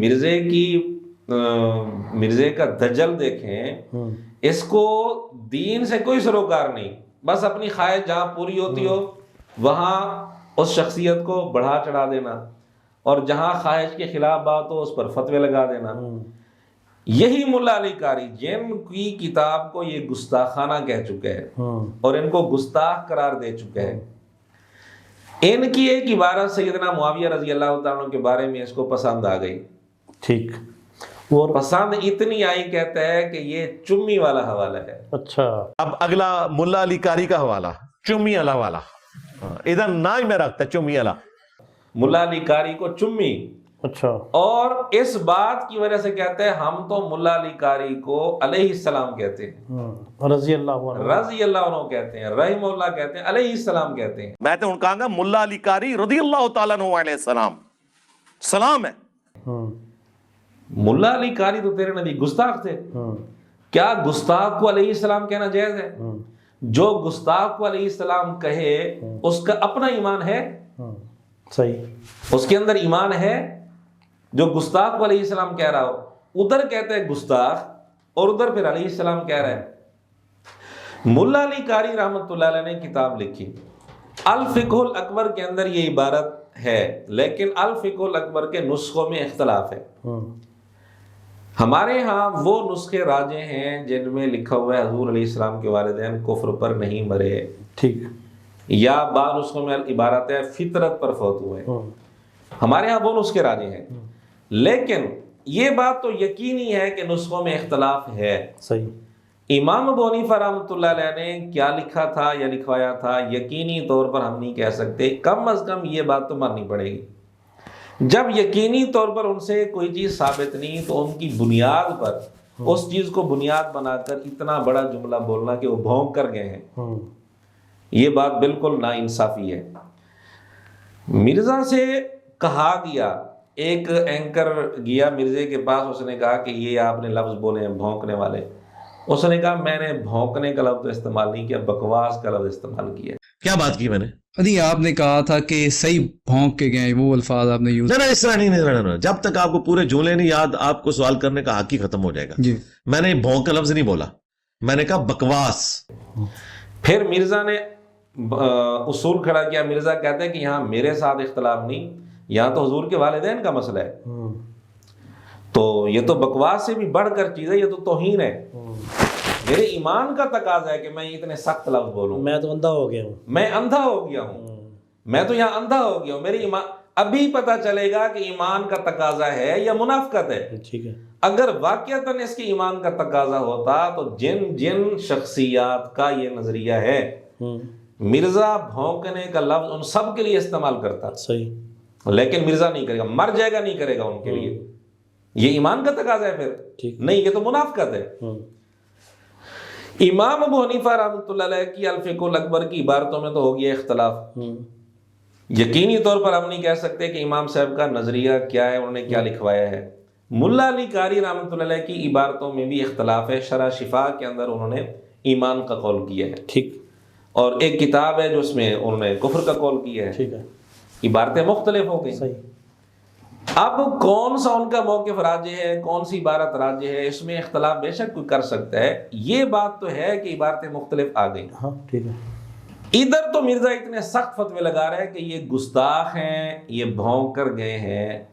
یہ دو بنیادی طور پر اس نے جملے بولے۔ ٹھیک ہے، ہم وہ شخصیات پیش کرتے ہیں جن کے موقف میں کوئی اختلاف نہیں ہے، ایک ہی عبارت ہے ان کی، کوئی مختلف عبارتیں نہیں، کوئی مختلف نسخے نہیں۔ ٹھیک ہے، مرزا سے ہم مطالبہ کریں گے کہ یہی الفاظ بول کر ان کے لیے دکھا دے۔ بالکل ٹھیک، نمبر ایک علامہ البانی، جن کو مرزا کہتے ہیں محدث اعظم، اور بھی بہت زیادہ اس نے تعریف کی ہوئی ہے، علیہ السلام بھی کہتے ہیں اور بھی بہت کچھ کہتے ہیں۔ ان کی کتاب ہے السلسلۃ الصحیحہ، اس میں علامہ البانی نے تفصیل کے ساتھ، شد و مد کے ساتھ لکھا ہے کہ حضور علیہ السلام کے والدین کفر پر مرے ہیں۔ اچھا، یہاں تک اس نے کہا کہ جو یہ بات نہیں مانتا وہ فاسق ہے، بلکہ کافر ہے۔ علامہ البانی نے کہا؟ جی، اچھا، فاسق ہے بلکہ اس کے کفر کا خطرہ ہے۔ اس طرح کے اس نے جملے بولے، بڑی شد و مد سے اس نے کہا کہ حضور علیہ السلام کے والدین کفر پر مرے ہیں۔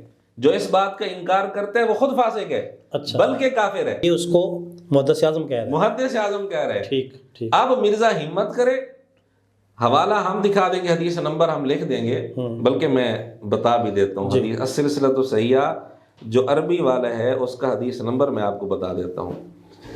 وہ بعض دفعہ جب ہم حوالہ دیتے ہیں السلسلۃ الصحیحہ کا، مرزے کے شاگرد اردو والا السلسلۃ الصحیحہ دیکھنے لگ جاتے ہیں، ٹھیک، تو عرض یہ ہے کہ اردو والا نہیں دیکھنا، عربی والا السلسلۃ الصحیحہ دیکھنا ہے۔ صحیح، حدیث نمبر ہے 2592۔ ٹھیک، اس میں البانی نے بحث کی ہے، جو اردو والا ہے السلسلۃ الصحیحہ اس میں بحث نہیں ہوتی، عربی والے کے اندر بحث ہوتی ہے، حدیث لے کر پھر اس کے اوپر بحث کرتے ہیں۔ تو بحث کے دوران واضح طور پر دو ٹوک انہوں نے اپنا موقف یہ لکھا ہے۔ یہاں نسخوں کے اختلاف کی کوئی بات نہیں ہے، کوئی اور عبارت البانی کی موجود ہو جہاں ایمان کا قول کی ہو، ایسا بھی کوئی نہیں ہے۔ اتنا واضح موقف ایک آدمی کا موجود ہے، تو مرزا ہمت کرے ان کا نام لے کر کہے البانی بھونک کر گیا ہے۔ ہم تو یہ انداز اس کو اچھا ہی نہیں سمجھتے، اس انداز کو۔ جب یہ اختلافی مسئلہ ہے تو اگر کوئی کفر کا قول کرتے ہیں ہم اس پر شدت نہیں کرتے، لیکن جب ہم یہ کہتے ہیں نا کہ ہم شدت نہیں کرتے، مرزے کے شاگرد غصے ہو جاتے ہیں، تیش میں آ جاتے ہیں کہ حضور کے والدین کا مسئلہ ہے تمہیں غیرت نہیں آتی۔ اب مرزا غیرت کرے نا، ایمان کا تقاضا کہہ رہا تھا مرزا، میرے ایمان کا تقاضا ہے، میں اندھا ہو گیا ہوں، پتہ چلے گا نا ایمان کا تقاضا کتنا ہے، کتنا اندھا ہے مرزا۔ غیرت کرے، البانی کا نام لے کر کہے کہ وہ بھونک کر گیا ہے اور وہ گستاخ ہے، اور یہ اس کی کتاب السلسلۃ الصحیحہ جو مرزے نے اپنی ویب سائٹ پر اپلوڈ کی ہوئی ہے، کہے کہ وہ گستاخانہ کتاب ہے اور اس کی پرنٹنگ بند ہونی چاہیے، یہ کہے۔ اگر مرزا یہ ساری باتیں البانی کے متعلق نہیں کہتا تو مرزا پرلے درجے کا منافق ہے، اس کو کوئی پرواہ نہیں۔ حضور علیہ السلام کے والدین کی عزت کا مسئلہ نہیں ہے، دراصل اس کے دل میں حضور کے والدین کی محبت بالکل نہیں ہے، سراسر منافقت ہے، صرف اس کو فتویٰ بازی کرنی آتی ہے ہمارے علماء پر۔ بالکل صحیح ہے۔ اچھا، نہیں اس سے فتویٰ کیوں لیا جائے؟ علامہ البانی کے بارے میں اس سے فتویٰ کیوں لیا جائے؟ میں عرض کر رہا ہوں جی، مسئلہ تو یہ ہے کہ علامہ البانی اس کے بارے میں فتویٰ دے گئے۔ امام نسائی رحمۃ اللہ علیہ مشہور محدث ہیں، ان کی کتاب ہے سنن کبریٰ، اور سنن نسائی جو مشہور ہے، سنن صغریٰ بھی اس کو کہتے ہیں، نسائی کے لفظ سے زیادہ مشہور ہے سنن نسائی۔ دونوں میں ایک حدیث ہے، حضور علیہ الصلوۃ والسلام اپنی والدہ کی قبر پر گئے تھے اور وہاں اللہ تعالیٰ سے اجازت مانگی تھی، دعائے مغفرت کی، لیکن اجازت نہیں ملی۔ صحیح مسلم میں بھی ہے۔ ٹھیک، یہ حدیث لکھ کر امام نسائی نے اوپر باب قائم کیا، چیپٹر باب زیارتی قبر المشرک، مشرک کی قبر کی زیارت۔ اس حدیث پر، اس باب میں اس حدیث کے علاوہ کوئی اور حدیث نہیں ہے، ایک ہی حدیث ہے۔ اس حدیث پر یہ باب لکھ کر امام نسائی کیا بتانا چاہتے ہیں کہ حضور کی والدہ مشرک تھی، وہ ان کے کفر کے قائل ہیں امام نسائی۔ تو مرزا ہمت کرے یہ سارے فتوے لگائے کہ امام نسائی بھونک کر گئے نعوذ باللہ، اور امام نسائی گستاخ ہیں اور سنن نسائی گستاخانہ کتاب ہے، لگائے فتوے۔ ٹھیک، مرزا نے مسئلہ نمبر 98 مسئلہ نمبر 98 میں یہ بات کی ہوئی ہے کہ امام نسائی کا یہ نظریہ ہے ٹھیک، کہ وہ کفر کے قائل تھے، اور بنیاد مرزا نے یہی بنائی، دلیل یہی دی کہ انہوں نے باب یہ قائم کیا ہے۔ کیونکہ امام نسائی رحمۃ اللہ علیہ جو اہل سنت کے بڑے امام ہیں، اور کتب ستہ میں ان کی کتاب ہے سنن نسائی المتوفا 303 ہجری، انہوں نے یہ جو مسلم شریف کی 2257 نمبر حدیث تھی جو آپ صلی اللہ علیہ وسلم اپنی ماں کی قبر پر گئے تھے، یہ حدیث سنن نسائی میں انٹرنیشنل نمبر کے مطابق 2035 آتی ہے۔ تو امام نسائی نے اس پر باب باندھا ہے مشرک کی قبر پر جانے کا جواز۔ تو اس کا مطلب ہے کہ امام نسائی رحمہ اللہ کا بھی یہی عقیدہ تھا، کیونکہ باب کی ہیڈنگ امام کا عقیدہ ہوتا ہے۔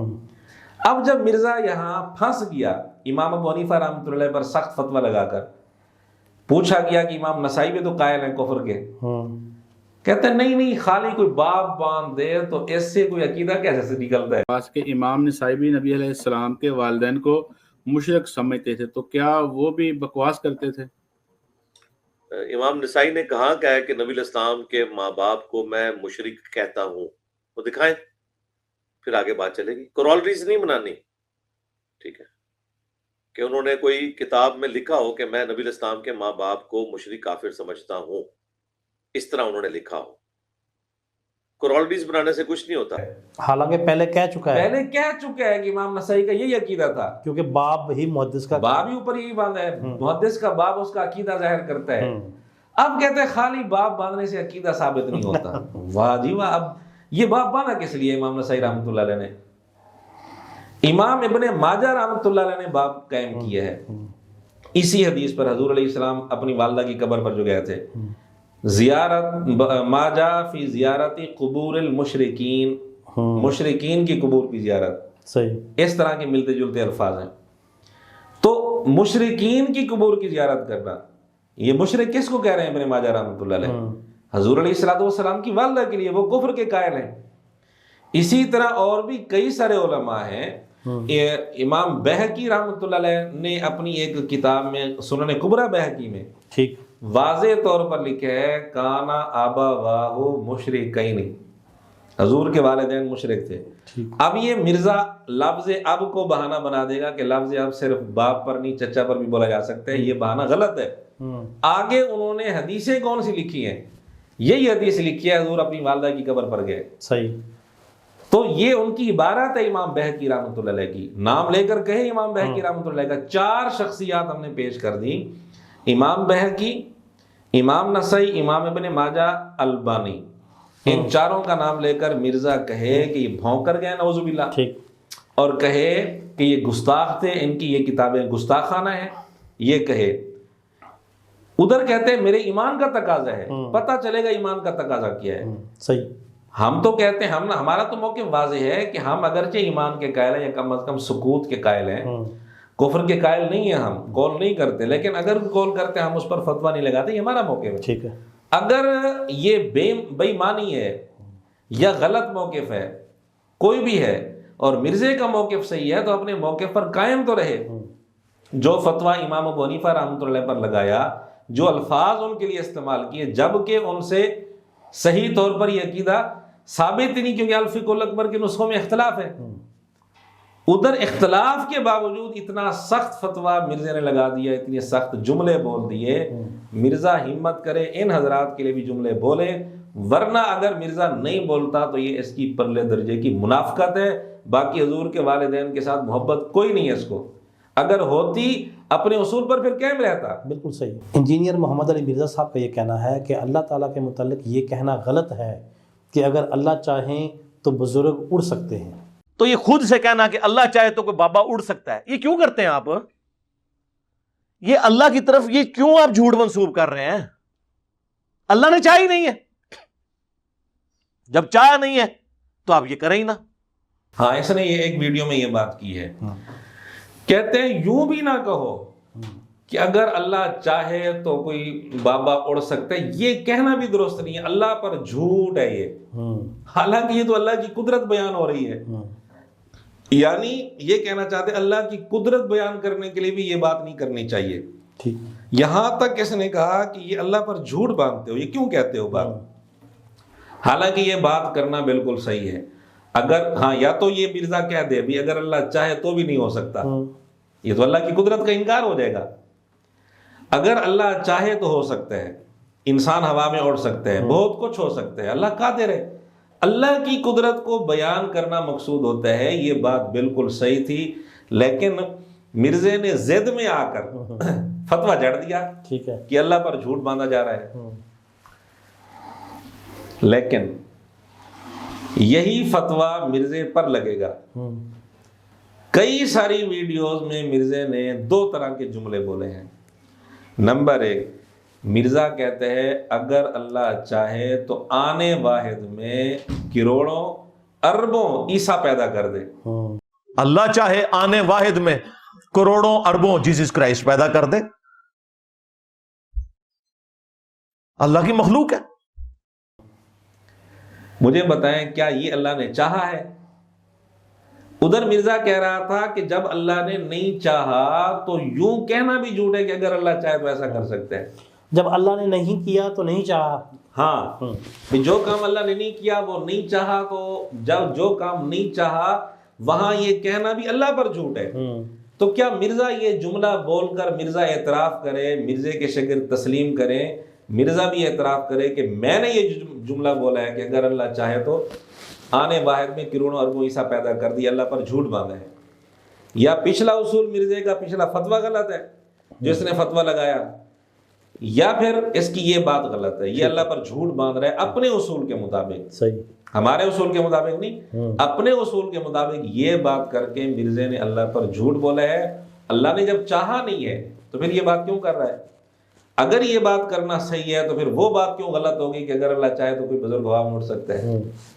اس نے ایک اور جملہ بولا، اگر اللہ چاہے تو آنے واحد میں کروڑوں ابو بکر و عمر عثمان و علی پیدا کر دے. اللہ کے لیے کوئی مشکل نہیں، آنے واحد میں ایک لمحے میں پوری دنیا کو ابو بکر عمر عثمان و علی بنا دے رضی اللہ عنہم اجمعین وعلیہم السلام اجمعین. اللہ کے لیے کوئی مسئلہ ہے؟ کیا یہ اللہ نے چاہا ہے؟ نہیں چاہا. جب اللہ نے نہیں چاہا تو مرزے کے اپنے اصول کے مطابق یہ اللہ پر جھوٹ ہے. اب دو باتوں میں سے ایک بات ماننی پڑے گی، یا مرزا یہ بات مانے کہ میں نے وہ فتویٰ غلط لگایا ہے، صحیح، کہ یہ اللہ پر جھوٹ باندھنا ہے، جو چیز اللہ نے نہیں چاہی اس کے متعلق بھی یہ کہنا غلط ہے، یہ سارا فتویٰ میں نے غلط لگایا تھا، اسے توبہ کرے. صحیح. یا پھر یہ تسلیم کرے کہ یہ جو دو جملے میں نے بولے ہیں عیسیٰ علیہ السلام کے متعلق اور ابو بکر عمر عثمان علی رضی اللہ عنہ کے متعلق میں نے یہ جملے بول کر اللہ پر جھوٹ باندھا ہے، یا یہ تسلیم کرے. صحیح. ان دونوں باتوں میں سے ایک بات ماننی پڑے گی، ورنہ دونوں باتیں مرزے کی تو صحیح ہو ہی نہیں سکتی. کوئی بھی عقل مند آدمی فیصلہ کر سکتا ہے کہ یہ دونوں باتیں مرزے کی صحیح نہیں ہو سکتی. بالکل صحیح ہے. اچھا مولانا، کیا حضرت علی رضی اللہ تعالیٰ عنہ نے خوارج کا جنازہ پڑھایا تھا اور ان کو اپنا بھائی بھی کہا ہے؟ لہٰذا شیعان علی وہ ہوں گے جو علی کی سنت پر عمل کریں گے. مولا علی کو خوارج نے کافر کہا، لیکن مولا علی نے ان کے جنازے خود پڑھائے اور کہا کہ یہ میرے بھائی تھے، بھگوڑے ہو گئے، میں ان کو مسلمان سمجھتا ہوں، اور ان کے لیے دعا کی اللہ مغفر لحینا و میتنا. یہ بات مرزا نے کئی ویڈیوز میں کہی ہے کہ سیدنا علی رضی اللہ تعالیٰ عنہ نے خوارج کو اپنا بھائی کہا، ان کا جنازہ، ان کے جنازے خود پڑھائے، ان کو بھائی بھی کہا، اور ان کے لیے دعا بھی کی اللہم اغفر لحینا و میتنا. بعض ویڈیوز میں یہ بھی کہا کہ ان کو اپنے ہاتھوں سے دفن کیا. یہ سب جھوٹ ہیں. ان کا کوئی ثبوت نہیں ہے کہیں پر، کہیں کوئی ثبوت نہیں ہے، فلم میں بھی نہیں ہے، فلم میں شاید ہو تو وہ کچھ نہیں کہہ سکتے، کتابی دنیا سے اس کا کہیں کوئی ثبوت نہیں ہے۔ مرزا نے پہلے کہا کہ تاریخ کی کتابوں میں یہ بات لکھی ہے۔ اچھا، بھئی اس سے پوچھا گیا کس تاریخ کی کتاب میں لکھی ہوئی ہے یہ بات؟ اب اس کو چاہیے تھا نا کہ حوالہ دے دیتا، فلاں تاریخ کی کتاب ہے اس میں یہ لکھا ہوا ہے، فلاں کتاب ہے اس میں یہ لکھا ہوا ہے، حوالہ تو پیش نہیں کر سکا۔ اب اس کی دلیل دیکھیں، کہتا ہے کہ سیدنا علی رضی اللہ تعالیٰ عنہ نے جنازے ان کے پڑھائے تھے، میں ثابت کرتا ہوں۔ کیا ثابت، کس طرح ثابت کیا؟ اس نے کہتے ہیں خوارج مسلمان تھے یا کافر؟ اچھا جی، جب مسلمان تھے تو مسلمان کا جنازہ ہوتا ہے یا نہیں ہوتا؟ جب جنازہ ہوتا ہے تو بس ثابت ہو گیا کہ حضرت علی نے جنازہ پڑھایا تھا۔ یہ دلیل دے رہا ہے۔ ٹھیک، یہ بات تو ٹھیک ہے کہ مسلمان کا جنازہ ہوتا ہے، عمومی بات ٹھیک ہے، لیکن کیا ضروری ہے کہ ہر مسلمان کا جنازہ پڑھا ہی کیا ہے؟ اس بنیاد پر ہم کہہ سکتے ہیں کہ فلاں مسلمان فوت ہوا تو چونکہ مسلمان کا جنازہ ہوتا ہے، وہ مسلمان ہے تو اس کا جنازہ بھی پڑھا گیا، اس کا کیا ثبوت ہے؟ پھر جنازہ پڑھا گیا تو پڑھانے والے حضرت علی ہیں، اس کا کیا ثبوت ہے؟ یعنی خالی اس بات سے ثابت ہو جائے گا کہ چونکہ وہ مسلمان ہیں لہذا حضرت علی نے ان کا جنازہ پڑھایا۔ میں نے کہا پھر تو مرزے کے اس اصول پر یہ بات بھی کی جا سکتی ہے کہ ابن ملجم کا جنازہ سیدنا حسن رضی اللہ تعالیٰ نے پڑھایا تھا، کیونکہ ابن ملجم خارجی ہے، مرزا کہتے ہیں خارجی مسلمان ہے، مسلمان کا جنازہ ہوتا ہے تو لہذا ابن ملجم کا جنازہ حضرت حسن نے پڑھایا تھا، تو یہ بھی کہہ دے پھر۔ اس طرح تو بہت ساری باتیں کی جا سکتی ہیں۔ کبھی اس نے نہیں کہا، کبھی بھی میرے علم میں نہیں کسی ویڈیو میں اس نے یہ بات کی ہو کہ حضرت معاویہ رضی اللہ تعالیٰ عنہ کے لشکر کے جو ساتھی تھے ان کے، تو ان میں سے جو قتل ہوئے ان کا جنازہ حضرت علی نے پڑھایا، کبھی بھی اس نے یہ بات نہیں کی۔ حالانکہ پڑھایا بھی ہے۔ سیدنا معاویہ رضی اللہ تعالیٰ عنہ کی طرف سے جو لوگ تھے اور جنگ میں قتل ہوئے، کبھی ان کے متعلق اس نے یہ نہیں کہا، میرے ذہن میں نہیں کبھی اس نے کہا ہو کہ ان کا جنازہ حضرت علی نے پڑھایا تھا، وہاں یہ بات کیوں نہیں کی اس نے۔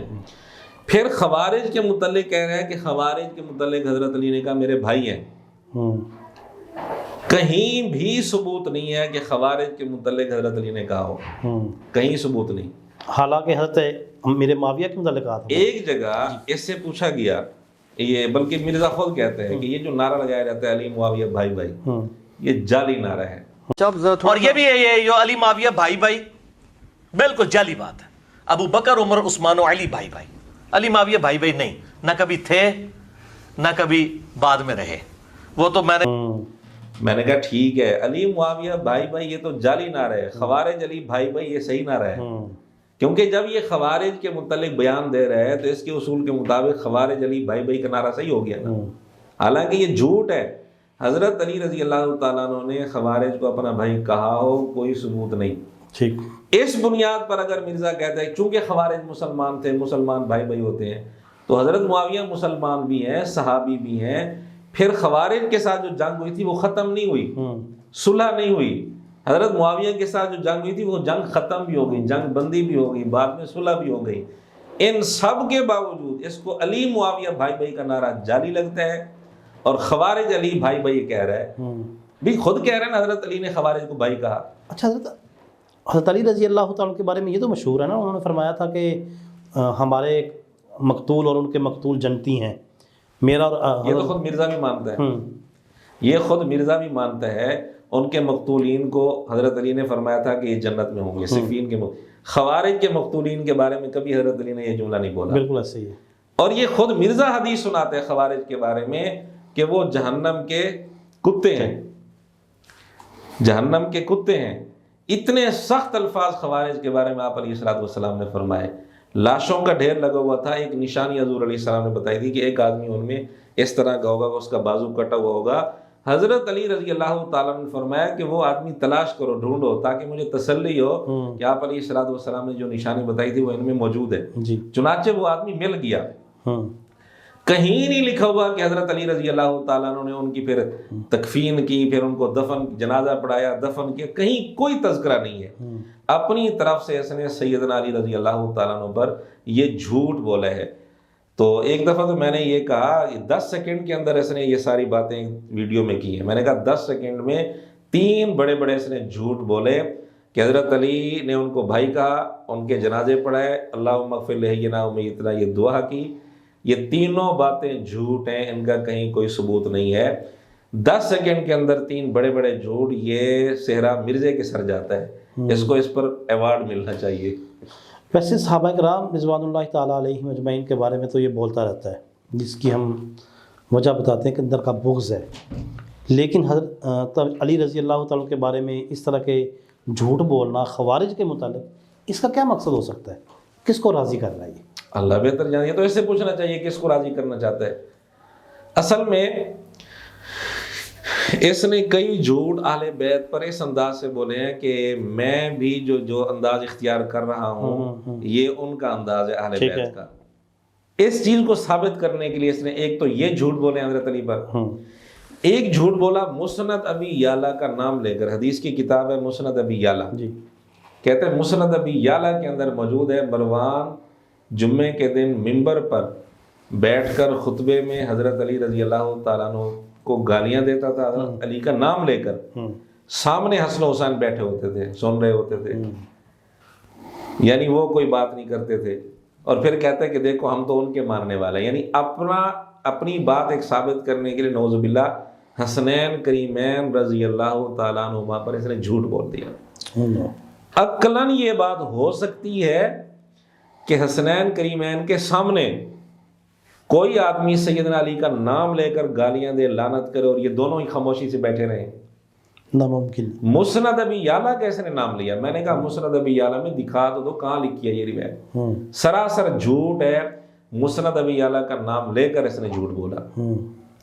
مسند ابی یعلا کے اندر بھی یہ روایت نہیں, اور دنیا کی کسی بھی کتاب میں یہ روایت موجود نہیں کہ مروان سیدنا علی کا نام لے کر لعنت کرتا رہا اور یہ دونوں بیٹھ کر سنتے رہے خاموش ہو کر. نعوذ باللہ, ایسا کہیں کوئی ثبوت نہیں ہے. حدیث کے متعلق تو اس نے اور بھی بہت سارے جھوٹ بولے ہیں. اچھا حضرت, اگلا سوال, کیا بخاری شریف میں پاؤں کے اوپر مسح کرنے کے متعلق کوئی حدیث ہے؟ اس نے ایک بات کی, پاؤں پر مسح ثابت کرنے کے لیے بخاری کا سہارا لیا اس نے, اور اس حدیث کے اندر اس نے دجل کیا, غلط بیانی کی اور فریب سے کام لیا ہے. اصل میں اس نے کوشش کی ہے یہ ثابت کرنے کی کہ پاؤں پر مسح بخاری کی سند پر ایک روایت ہے جو بخاری میں تو نہیں لیکن اسی سند پر روایت دوسری کتاب میں ہے, اس سے ثابت ہوتا ہے. لیکن اس نے جھوٹ اور دھوکے سے کام لیا ہے. بخاری میں یہ روایت ہے کہ سیدنا علی رضی اللہ تعالیٰ عنہ کوفہ میں ظہر کے بعد مسجد میں بیٹھتے تھے اور عصر تک. پھر عصر کا وقت ہوا تو سیدنا علی رضی اللہ تعالیٰ عنہ نے پانی منگوایا, چہرہ دھویا, بازو دھوئے. آگے روایت کے اندر الفاظ ہیں کہ راوی نے سر اور پاؤں کا ذکر کیا. ٹھیک, اب ان کو دھویا یا مسح کیا ایسا کوئی تذکرہ نہیں. مرزا کہتا ہے کہ یہی روایت اسی سند کے ساتھ مسند ابی داؤد طیالسی کے اندر موجود ہے. اور آگے امام بخاری نے ان کو راوی نے جو بات بتائی نا, وہ یہ بتائی,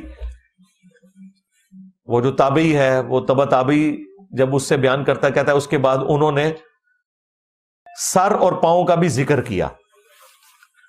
اب یہ نہیں بتایا کہ سر اور پاؤں کے ساتھ کیا ہوا, لیکن یہی حدیث جب 100% اسی سند کے ساتھ مسند ابی داؤد طیالسی میں ہے تو اس میں ہے کہ سر اور پاؤں کا مسح کیا.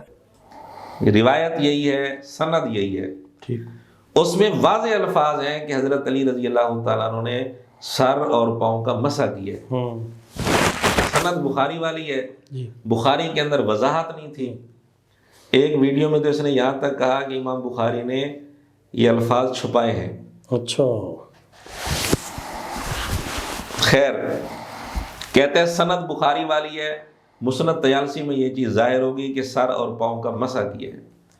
اس سے پھر مرزا ثابت کرتے ہیں کہ پاؤں پر مسح بھی درست ہے, کیونکہ روایت میں آ گیا, کیونکہ ابے کرتے ہیں نا, حضرت علی نے خود کیا ہے پاؤں پر مسح. تو اس انداز میں یہ ثابت کرنے کی کوشش کرتے ہیں. لیکن ایک ڈنڈی اس نے ماری, بہت بڑی ڈنڈی, مسند طیالسی کے اندر بالکل یہ روایت موجود ہے، یہ الفاظ بھی ہیں کہ حضرت علی نے سر اور پاؤں پر مسح کیا، لیکن اسی روایت کے آخر میں ایک جملہ تھا وہ مرزا کھا گیا، وہ بیان ہی نہیں کیا۔ مسند طیالسی کی اس روایت کے آخر میں جملہ لکھا ہوا ہے ھذا وضوء من لم یحدث، یہ سیدنا علی رضی اللہ تعالیٰ عنہ کا فرمان ہے۔ صحیح، سیدنا علی نے یہ فرمایا یہ اس آدمی کا وضو ہے جو بے وضو نہ ہو، جس کا وضو ٹوٹا ہوا نہ ہو، جو با وضو آدمی ہے یہ اس آدمی کا وضو ہے۔ صحیح، تو جو با وضو ہو اس پر جب وضو فرضی نہیں ہے ٹھیک ہے، وہ چہرے پر بھی مسح کر لے، ہاتھوں پر بھی مسح کر لے، پاؤں پر بھی مسح کر لے، کوئی بات نہیں ہے۔ محدثین نے یہی بات لکھی ہے۔ ابن خزیمہ بہت بڑے محدث ہیں، ان کی کتاب ہے صحیح ابن خزیمہ، انہوں نے باب ایک قائم کیا اسی حدیث کے اوپر جی، کہ جس آدمی کا وضو ٹوٹا ہوا نہ ہو، با وضو آدمی، تو وہ اپنے پاؤں پر اگر مسح کرنا چاہے تو کر سکتا، ٹھیک ہے۔ صحیح ابن حبان میں محدث ابن حبان نے باب قائم کیا اسی حدیث پر جی، کہ حضرت علی نے پاؤں پر جو مسح کیا تھا اس کی وجہ کیا تھی، یعنی وہ یہ بتانا چاہتے ہیں کہ اصل وجہ یہ تھی، وہ چونکہ باوضو تھے، ظہر کے بعد مسجد میں ہی بیٹھے تھے، وضو نہیں ٹوٹا تھا، پھر حضرت علی فرما بھی رہے ہیں یہ اس آدمی کا وضو ہے جس کا وضو ٹوٹا نہ ہو۔ اس نے اس سے یہ مسئلہ نکال لیا کہ جس کا وضو ٹوٹا ہوا ہو وہ بھی پاؤں پر مسح کر سکتے ہیں۔ کتنی بڑی بددیانتی ہے، دھوکہ اور دجل ہے۔ حدیث کے اندر الفاظ تھے لیکن مرزا چھپا گیا۔ خود مرزا کہتے ہیں حق چھپانے والے پر اللہ کی لعنت، تمام لعنت کرنے والوں کی لعنت۔ اور مرزا نے یہ بھی کہا ہوا ہے کہ میری اس طرح کی کوئی بات سامنے ہے، کوئی جھوٹ سامنے ہے تو وہ جھوٹ بیان کر کے تم لعنت کر سکتے ہو کہ یہ جھوٹ بولا ہے اور جھوٹ بولنے والے پر لعنت۔ تو ہم کہتے ہیں مرزا نے یہ حق چھپایا ہے، حق چھپانے والے پر اللہ کی لعنت۔ ٹھیک، یہی روایت اسی سند کے ساتھ مسند احمد میں بھی ہے جو مرزا نے آج تک بیان نہیں کی۔ صحیح، مسند احمد میں یہی روایت ہے، اور اس روایت کے جو بنیادی راوی ہیں نزال بن صابورہ ہیں، غالباً سین کے ساتھ صابورہ، نزال بن صابورہ، وہ بالکل سند یہی ہے بخاری والی، مسند طیالسی والی۔ اس میں یہاں تک الفاظ ہیں کہ حضرت علی رضی اللہ تعالیٰ عنہ نے چہرے پر بھی مسح کیا، صحیح، بازوں پر بھی مسح کیا، سر پر بھی مسح کیا، پاؤں پر بھی مسح کیا۔ اچھا، اگر یہ ثابت کرنا ہے اس روایت سے کہ جس کا وضو ٹوٹا ہوا ہو وہ بھی پاؤں پر مسح کر سکتا ہے، تو پھر اس روایت سے تو یہ بھی ثابت ہو گیا کہ وہ چہرے پر بھی مسح کر سکتے ہیں، ٹھیک، وہ بازوں پر بھی مسح کر سکتا ہے۔ سراسر اس کی بددیانتی ہے۔ دراصل یہ روایت اس آدمی کے متعلق تھی جو باوضو ہے۔ باوضو آدمی اگر گیلے ہاتھ ویسے پھیر دے تو کوئی مسئلہ نہیں ہے، کوئی اس میں غلط بات نہیں ہے، کیونکہ اس نے تو وضو کرنا ہی نہیں، وضو اس پر فرض ہی نہیں ہے۔ ٹھیک ہے، کر لے وضو کر لے، اچھی بات ہے، نہ کرے اس پر کوئی ضروری نہیں۔ یوں اس نے دجل سے کام لیا اور یہ تأثر دینے کی کوشش کی کہ جو روایت بخاری میں ہے، وہ بخاری والی روایت میں تو بات واضح نہیں، لیکن اسی سند کے ساتھ دوسری کتابوں میں یہی روایت ہے، جیسے پاؤں پر مسح ثابت ہوتا ہے، حالانکہ پاؤں پر مسح ثابت نہیں ہوتا، وہ صرف اس حد تک ثابت ہوتا ہے کہ جس آدمی کا وضو ٹوٹا ہوا نہ ہو، باوضو ہو، وہ کر لے تو ٹھیک ہے، وہ تو ہم بھی کہتے ہیں کر لے ٹھیک ہے، وہ تو چہرے پر بھی کر لے تو ٹھیک ہے، وہ نہ بھی کرے تو ٹھیک ہے، نہ بھی کرے تو ٹھیک ہے۔ لیکن اس نے دجل سے کام لیا، وہ جملہ چھپا لیا، حالانکہ اس کو بتانا چاہیے تھا وہ جملہ، لیکن نہیں بتایا۔ ھذا وضوء من لم یحدث، اور اصل یہ چیز تھی، یہ چیز اصل تھی، یہ چھپا لی۔ اچھا مولانا، اگلا سوال، سب سے پہلے اسلام کون لے کر آیا؟ اس حوالے سے بھی مرزا نے بہت بڑا دجل سے کام لیے ہیں، دھوکے سے کام لیے ہیں، اور بعض روایات کو چھپا کر اس نے اہل سنت پر کیچڑ اچھالنے کی کوشش کی ہے اپنے ابوں کی حمایت میں۔ ٹھیک، ہمارے ہاں ایک ترتیب بنی ہوئی ہے کہ عورتوں میں سیدہ خدیجہ رضی اللہ عنہا اسلام لائی، مردوں میں سیدنا صدیق اکبر رضی اللہ تعالیٰ عنہ اسلام لائے، بچوں میں سب سے پہلے سیدنا علی رضی اللہ تعالیٰ عنہ اسلام لائے، آزاد کردہ غلاموں میں سب سے پہلے سیدنا زید بن حارثہ رضی اللہ تعالیٰ عنہ اسلام لائے۔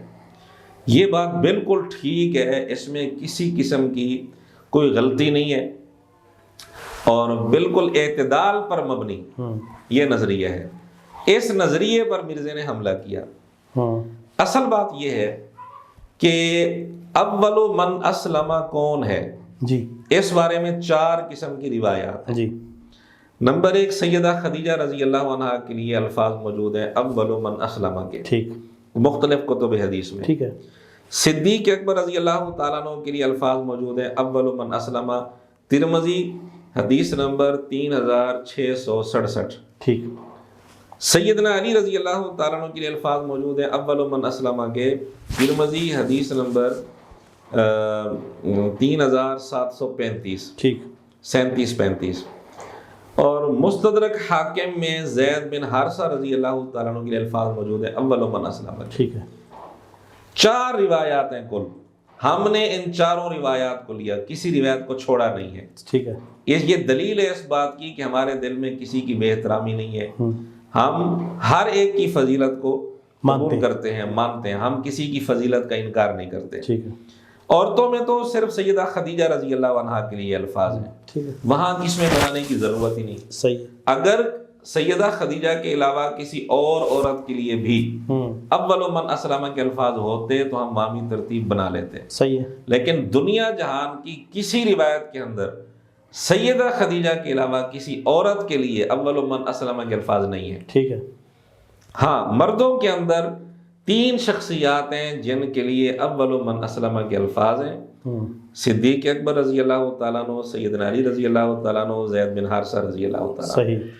جب یہ 3 روایات آ گئیں، ہم نے ان تینوں کو لینا تھا، کسی کی فضیلت کا انکار نہیں کرنا تھا، تو لازماً تطبیق دینی پڑے گی اور یہ کہنا پڑے گا کہ مردوں میں صدیق اکبر، بچوں میں حضرت علی اور آزاد کردہ غلاموں میں زید بن حارثہ رضی اللہ تعالیٰ عنہ۔ بات تو بالکل صحیح تھی، اس میں نہ کوئی کسی کے ساتھ نعوذ باللہ کوئی بغض ہے، نہ کسی کی فضیلت کا انکار ہے۔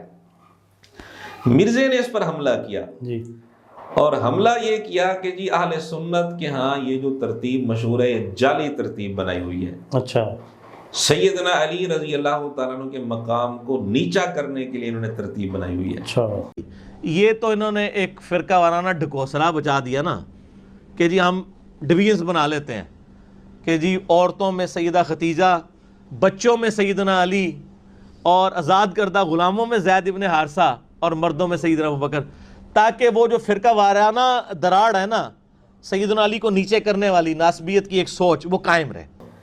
ترمذی کی وہ روایت سنا دی کہ اول من اسلم حضرت علی ہیں، 3735 نمبر۔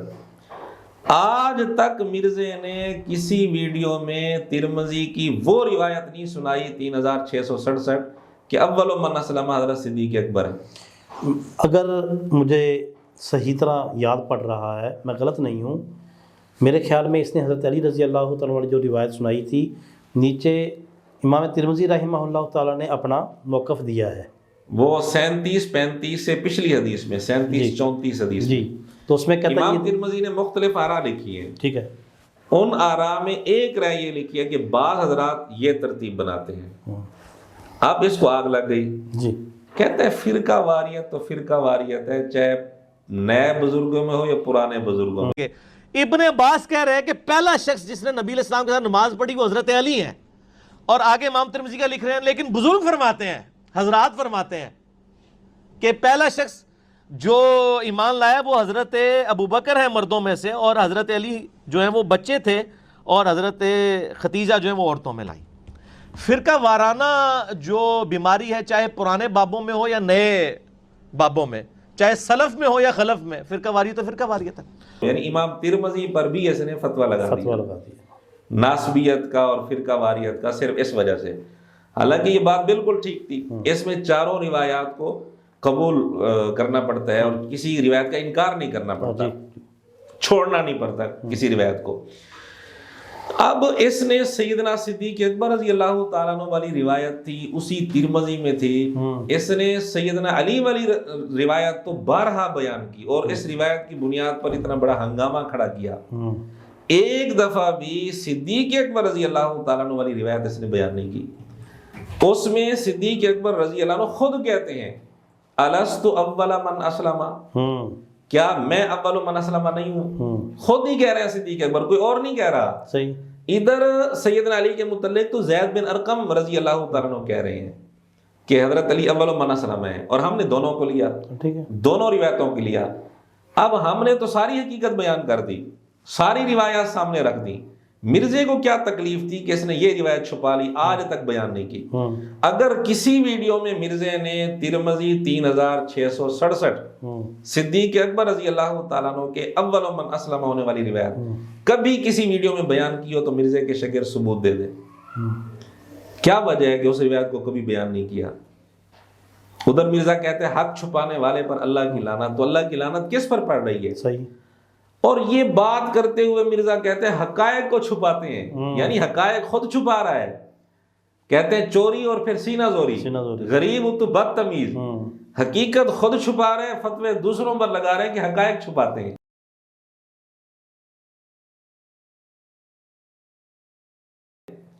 اب صدیق اکبر رضی اللہ تعالیٰ عنہ والی روایت اس نے کیوں چھپائی؟ ہمارے بارے میں کہتے ہیں کہ ہمیں تو ان کے بزرگوں کے ایمان میں بھی شک محسوس ہونے لگ گیا ہے، مشکوک نظر آتے ہیں، ہمیں تو لگتا ہے کہ ان کے بزرگ بھی کسی درجے میں بغض علی کا شکار تھے۔ اچھا، تو نے جو صدیق اکبر رضی اللہ تعالیٰ عنہ والی روایت کو چھپایا ہے تو پھر ظاہری بات ہے اسی انداز کے مطابق تو پر یہی فتویٰ ہے کہ تو بغض صدیق کا شکار ہے، ورنہ تو نے یہ روایت کیوں چھپائی؟ ہم نے تو کوئی روایت نہیں چھپائی۔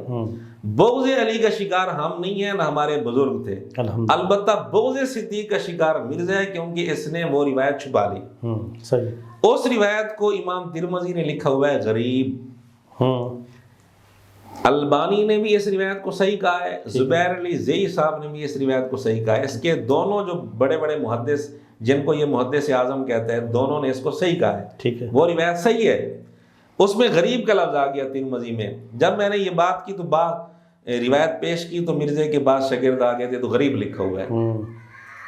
میں نے مرزے کی زبان سے اس کو سنا دیا بھی غریب ہونا حدیث کے صحیح ہونے کے منافی نہیں ہوتا، یہ تو خود مرزا مانتا ہے۔ ٹھیک ہے، بخاری کی پہلی حدیث غریب ہے، ان بیچاروں کو اتنا پتہ نہیں غریب کا مطلب کیا ہوتا ہے۔ کسی حدیث کا غریب ہونا اس کے صحیح ہونے کے منافی نہیں ہے۔ مرزے نے خود دجل سے کام لیا، صدیق اکبر رضی اللہ تعالیٰ عنہ والی روایت چھپائی اور الزام لگا دیا اہل سنت پر کہ انہوں نے جعلی ترتیب بنائی ہوئی ہے۔ پھر اس نے کچھ سوالات کھڑے کیے کہ جی پھر جب مردوں میں کیٹاگریاں تم نے بنائی ہیں تو عورتوں میں کیٹاگریاں کیوں نہیں بنائی؟ بچیوں میں سب سے پہلے اسلام کون لایا، اس کا جواب دو۔ آزاد کردہ باندیوں میں سب سے پہلے اسلام کس نے قبول کیا، اس کا جواب دو۔ کہتے ہیں کہ میں نے بہت بڑا سوال کیا، اس کا جواب ان کے پاس نہیں، ان کے بزرگ قبر سے نکل آئے، ان کے پاس جواب نہیں ہے، کتنے گیا میرا دماغ، یہ وہ، اور میری عقل وہاں سے شروع ہوتی ہے جہاں بنو امیہ کی عقل ختم ہوتی ہے، وہاں سے شروع ہوتی ہے۔ میں نے کہا عقل تو تیرے اندر ہے ہی نہیں، شروع کیسے ہوگی؟ تو اس نے جو سوال اٹھائے ہیں یہ کوئی بڑے سوال نہیں ہے، سیدھی سی بات ہے۔ اول من اسلم کے الفاظ سیدہ خدیجہ کے علاوہ کسی عورت کے لیے دنیا جہان کی کسی حدیث کی کتاب سے کوئی روایت مرزا لے آئے جس میں اول من اسلم کے الفاظ ہوں سیدہ خدیجہ کے علاوہ کسی اور عورت کے لیے، ترتیب ہم بنا دیں گے۔ جب سیدہ خدیجہ کے علاوہ کسی کے لیے یہ الفاظ ہے ہی نہیں تو عورتوں میں تو یہ ترتیب بن ہی نہیں سکتی۔ صحیح۔ مردوں میں 3 شخصیات کے متعلق الفاظ تھے، وہاں ترتیب بنانی پڑی کیونکہ ہم نے کسی روایت کو چھوڑنا نہیں تھا، کسی کی فضیلت کا انکار نہیں کرنا تھا۔ تو اس نے وہ روایت چھوڑ دی صدیق اکبر رضی اللہ تعالیٰ عنہ والی، اور اپنے ہی اصول کے مطابق یہ بغض صدیق کا شکار ہے۔ جیسے یہ ہمارے متعلق کہتے ہیں وہ تو بالکل جھوٹ ہے، یہ کہتے ہیں ان کے بزرگ بغض علی کا شکار تھے، ہم بغض علی کا شکار نہیں ہیں، ورنہ حضرت علی رضی اللہ تعالیٰ عنہ والی روایت ہم چھپاتے، لیکن ہم نے ایسا نہیں کیا، ہم بغض علی کا شکار نہیں، یہ بغض صدیق کا شکار ہے۔ بالکل صحیح۔ پھر ایک اور بات، ابراہیم نخعی رحمۃ اللہ علیہ کے سامنے جب بات کی گئی، ترمذی حدیث نمبر 3735، جی راوی نے جب حدیث سنائی کہ حضرت علی پہلے اسلام لائے، جی تو ابراہیم نخعی رحمۃ اللہ کہنے لگے نہیں، حضرت صدیق اکبر پہلے اسلام لائے۔ ابراہیم نخعی رحمۃ اللہ تابعی، ان کے سامنے چونکہ صدیق اکبر رضی اللہ تعالیٰ والی روایت تھی، اس بنیاد پر ہم اس نے ظن رکھتے ہیں، اس بنیاد پر انہوں نے اس روایت کو ترجیح دی۔ جی اس پر مرزے نے ابراہیم نخعی رحمۃ اللہ کی چڑھائی شروع کر دی کہ یہ کون ہوتے ہیں، ان کو کیا پتہ، یہ تو پیدا ہی بعد میں ہوئے ہیں، یہ اس وقت تھے ہی نہیں، یہ کیسے کہہ رہے ہیں؟ حالانکہ وہ تابعی ہیں، تابعی ہے، لیکن مرزا کہتے اس وقت تو نہیں تھے، شروع میں صحابی تو نہیں ہے، یعنی یہ تو بعد میں آئے ہیں۔ وہ بعد میں پیدا ہوئے ہیں اور یہ پہلے پیدا ہو گئے. خیر یہ بات ابراہیم نخعی رحمۃ اللہ متعلق کی، اور اسی جگہ مرزا نے ابن اسحاق یعنی محمد بن اسحاق کے حوالے سے اس کا قول نقل کیا.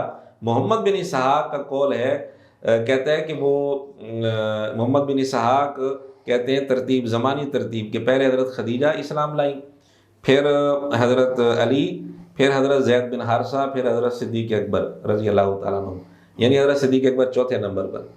تو میں نے کہا ابن اسحاق اس دور میں موجود تھے بھی، اگر ابراہیم نخعی بعد میں آئے ہیں تو محمد بن اسحاق تو ابراہیم نخعی کے بھی بعد میں آئے ہیں. بالکل صحیح. ادھر ابراہیم نخعی پر یہ اعتراض کی تو اس وقت تھے ہی نہیں، ان کو کیا پتا، تو ابن اسحاق کو کیسے پتا چل گیا، یہ بھی اس وقت نہیں تھے. بالکل صحیح. پھر اس نے جو زمانی ترتیب بنائی، سوال تو یہاں بھی کھڑے ہو سکتے ہیں. زمانی ترتیب ابن اسحاق کے قول کی بنیاد پر اس نے بتائی حضرت خدیجہ، پھر حضرت علی، پھر زید بن حارثہ، پھر حضرت صدیق اکبر. حضرت زینب کہاں گئی؟ صحیح. کیا وہ حضرت صدیق اکبر کے بھی بعد اسلام لائی تھی؟ 5ویں نمبر پر یہ اب ثابت کر رہے ہیں تم نے. سیدہ فاطمہ، سیدہ رقیہ، ام کلثوم رضی اللہ تعالیٰ عنہن، صحیح، ان کا تو اس ترتیب میں کہیں تذکرہ نہیں آیا. تو جو سوال مرزا کھڑے کر رہا تھا اسی طرح کے سوال مرزے کی اس ترتیب پر بھی کھڑے ہو سکتے ہیں. بالکل صحیح. بات بالکل ہماری ٹھیک تھی اہل سنت کی کہ اول من اسلم کے الفاظ 4 شخصیات کے متعلق آتے ہیں. عورتوں میں صرف سیدہ خدیجہ، مردوں میں 3 شخصیات ہیں. اس لیے ہم نے یہ ترتیب بنا دی کہ عورتوں میں سیدہ خدیجہ، مردوں میں صدیق اکبر، بچوں میں سیدنا علی، اور آزاد کردہ غلاموں میں زید بن حارثہ رضی اللہ تعالیٰ عنہ. اس صحیح بات کو اس نے غلط رنگ دے کر بڑے بڑے اس نے فتوے لگائے، جبکہ حقیقت یہ ہے کہ اس نے خود اس مسئلے کے اندر بہت بڑا دجل کیا ہے اور صدیق اکبر رضی اللہ تعالیٰ عنہ والی روایت چھپائی ہے. آج تک وہ روایت بیان نہیں کی. اصل بات تو یہ تھی. بالکل صحیح. اچھا حضرت، آپ صلی اللہ علیہ وسلم نے حضرت عائشہ رضی اللہ تعالیٰ عنہ کو ظالمہ کہا تھا. یہ بات مرزے نے کی ہے اور ایک ضعیف روایت بیان کر کے اپنی طرف سے اس میں جھوٹ شامل کیا ہے اور نسبت حضور علیہ الصلوۃ والسلام کی طرف کی ہے، اور اب تک مرزا اس جھوٹ پر قائم ہے. ٹھیک، رجوع نہیں کیا. مرزا کی ایک ویڈیو ہے تفسیر لیکچر نمبر 321 کے نام سے. اس میں 39 منٹ کے بعد اس نے مسند احمد کے حوالے سے ایک روایت بیان کی. مسند احمد میں یہ حدیث ہے کہ سیدنا علی کہتے ہیں کہ ایک دفعہ نبی صلی اللہ علیہ وسلم نے فرمایا کہ تیرا جھگڑا ہوگا ایک دفعہ عائشہ کے ساتھ. تو حضرت علی نے کہا میں بڑا ظالم ہوں گا یا رسول اللہ کہ میں آپ کی بیوی کے ساتھ جھگڑا کروں گا. آپ فرمایا نہیں، وہ ظالم ہوگی اس وقت. تو یا رسول اللہ آپ مجھے کیا حکم دیتے ہیں؟ فرمایا کہ وہ جب ظلم کرے گی تو تم اس کو واپس چھوڑ آنا جہاں سے وہ آئی تھی. مسند احمد میں اگر مرزے کے شاگرد سرچ کرنا چاہیں اسلام 360 میں تو یہ لفظ لکھ دیں شکر رنجی. اس کے ترجمے میں چونکہ یہ لفظ ہے، یا شقیق کا لفظ لکھ دیں تو تقریباً آخر میں یہ حدیث مل جائے گی ان کو. ٹھیک. تو خیر حدیث یہ ہے امی عائشہ رضی اللہ تعالیٰ عنہ کے متعلق جو اس نے بیان کی. ایک دفعہ حضرت علی رضی اللہ تعالیٰ عنہ سے حضور علیہ الصلوۃ والسلام نے فرمایا علی تیرے اور عائشہ کے درمیان ایک معاملہ ہوگا. ٹھیک. اختلاف ہوگا. وہاں لفظ تو معاملہ امر ان کا لفظ ہے. سیدنا علی رضی اللہ تعالیٰ عنہ نے کہا کہ میرے اور امی عائشہ کے درمیان؟ آپ نے فرمایا ہاں. سیدنا علی کہنے لگے کہ پھر تو میں بڑا بدبخت ہوں گا. تو آپ نے فرمایا نہیں. یہ بات ختم ہو گئی. پھر آپ نے فرمایا لیکن جب ایسا ہو تو عائشہ کو اس کے گھر تک پہنچا دینا. ٹھیک. حضرت علی کہہ رہے ہیں کہ میں بڑا بدبخت ہوں گا. آپ نے فرمایا نہیں. یعنی حضرت علی اپنے اوپر رکھ کر یہ بات کر رہے تھے کہ اس سے پھر یہ بھی اندازہ کریں کہ حضرت علی کے دل میں امی عائشہ کا کتنا احترام تھا کہ اگر میرا ان کے ساتھ جھگڑا ہوتا ہے تو یہ تو میری بڑی بدبختی ہے. لیکن آپ علیہ الصلوۃ والسلام نے تسلی دی کہ نہیں ایسا کوئی نہیں ہے، ایسا نہیں ہے.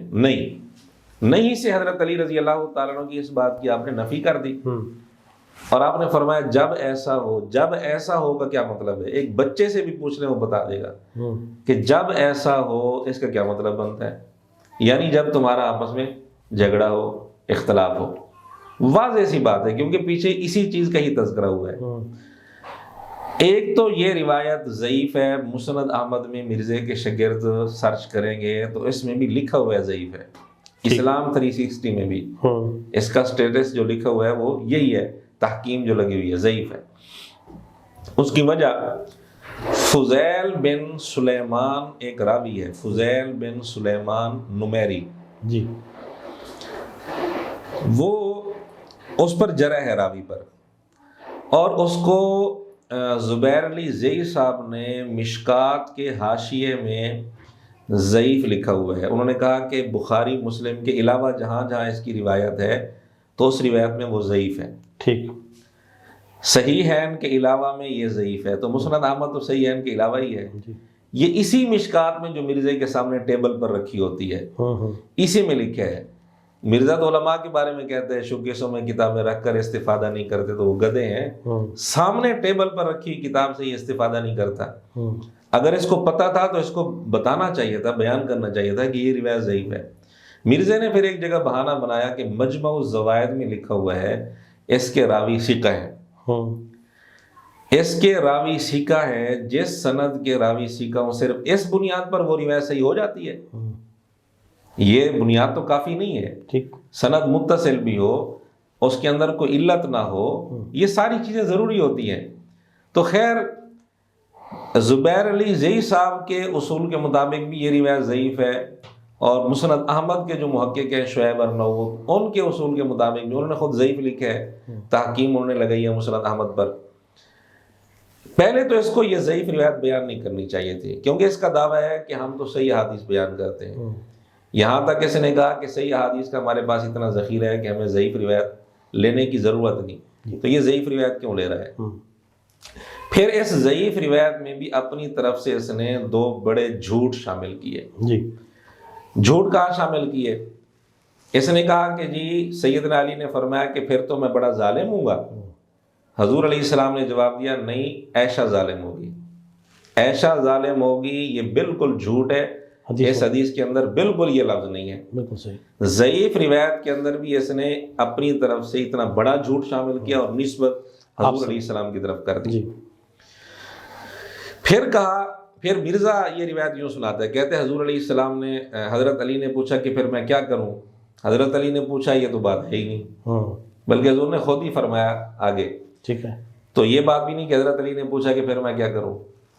آگے جو اس نے خطرناک بات کی، کہتے ہیں حضور علیہ السلام نے فرمایا جب یہ ظلم کرے گی.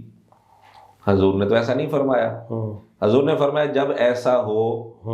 جب ایسا ہو کا مطلب بالکل واضح ہے، پیچھے جو بات چل رہی ہے کہ جب جھگڑا ہو. ٹھیک ہے. اس کو اس نے جھوٹ تحریف کر دی حدیث میں اور یوں بنا دیا کہ جب یہ ظلم کرے تو اس کو اس کے گھر تک پہنچا دینا.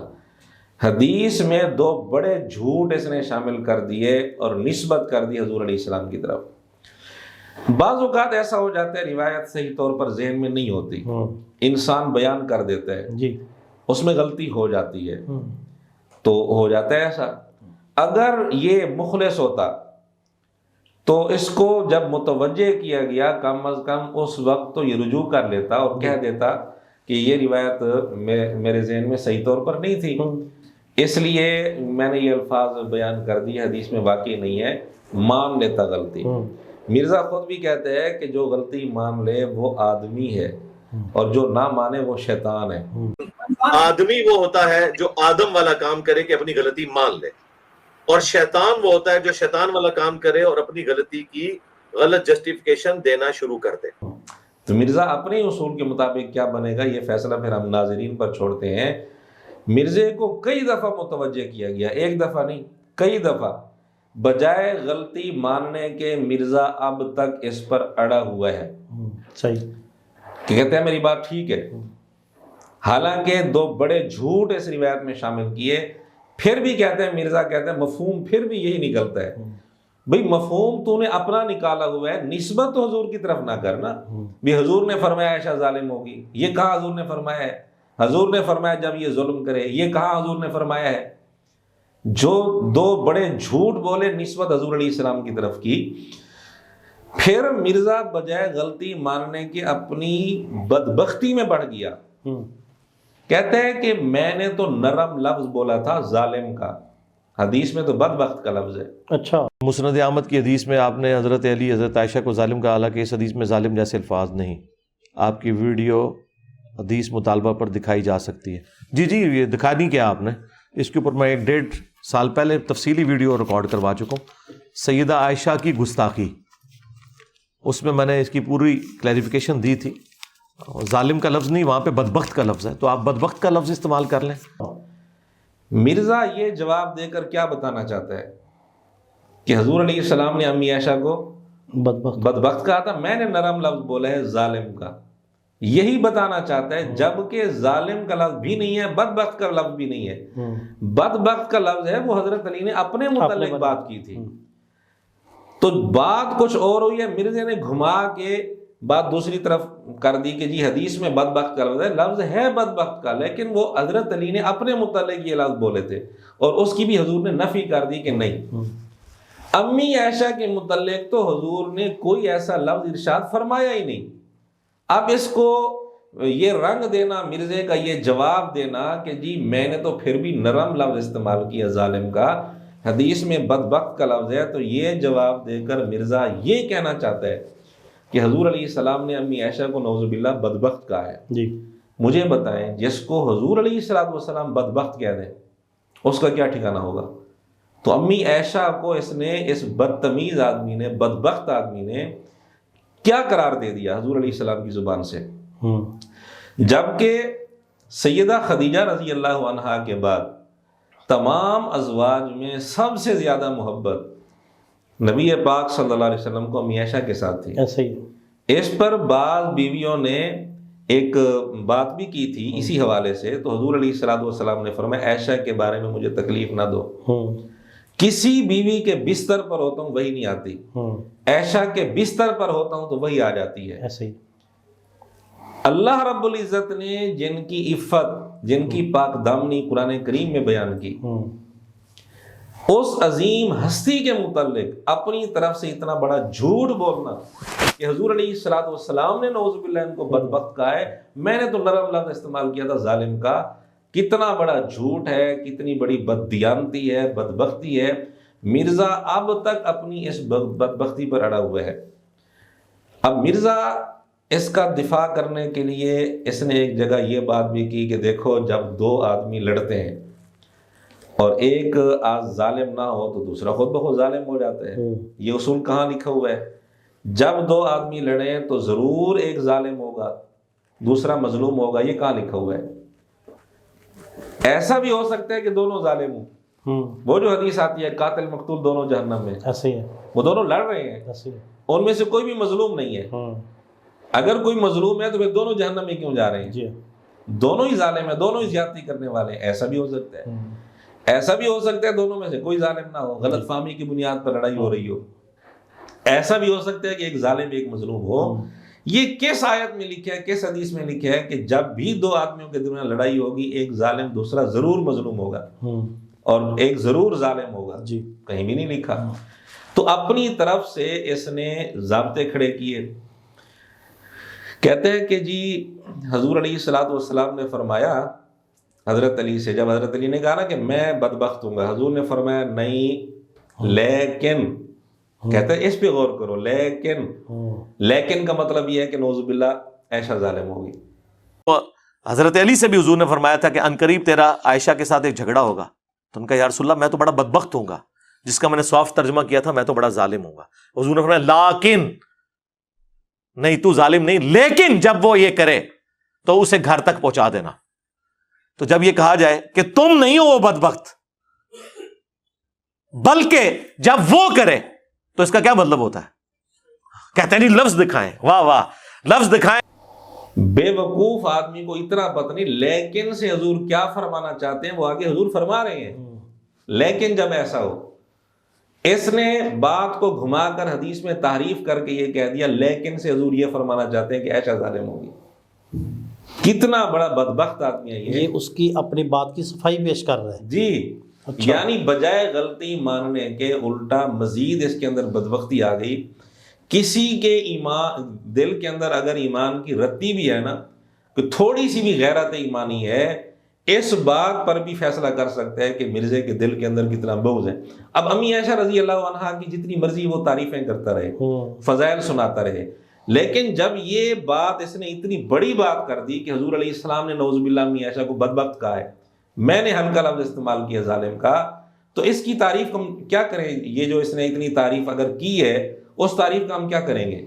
اور جس بندے نے ایک دفعہ سے یہ جملہ سن لیا ہے حضرت عائشہ کے بارے میں، اس کا کیا ذہن ہوگا؟ بالکل. لیکن نہ اس نے رجوع کیا، نہ اپنی غلطی مانی، بلکہ اب تک اپنی اس جھوٹ پر، اپنی اس بدبختی پر اڑا ہوا ہے. اور مرزے کے شاگرد اس کی اس بات میں یعنی دفاع کرنے کے لیے آ جاتے ہیں کہ اس نے بالکل ٹھیک کہا ہے. اتنے اندھے ہو چکے ہیں.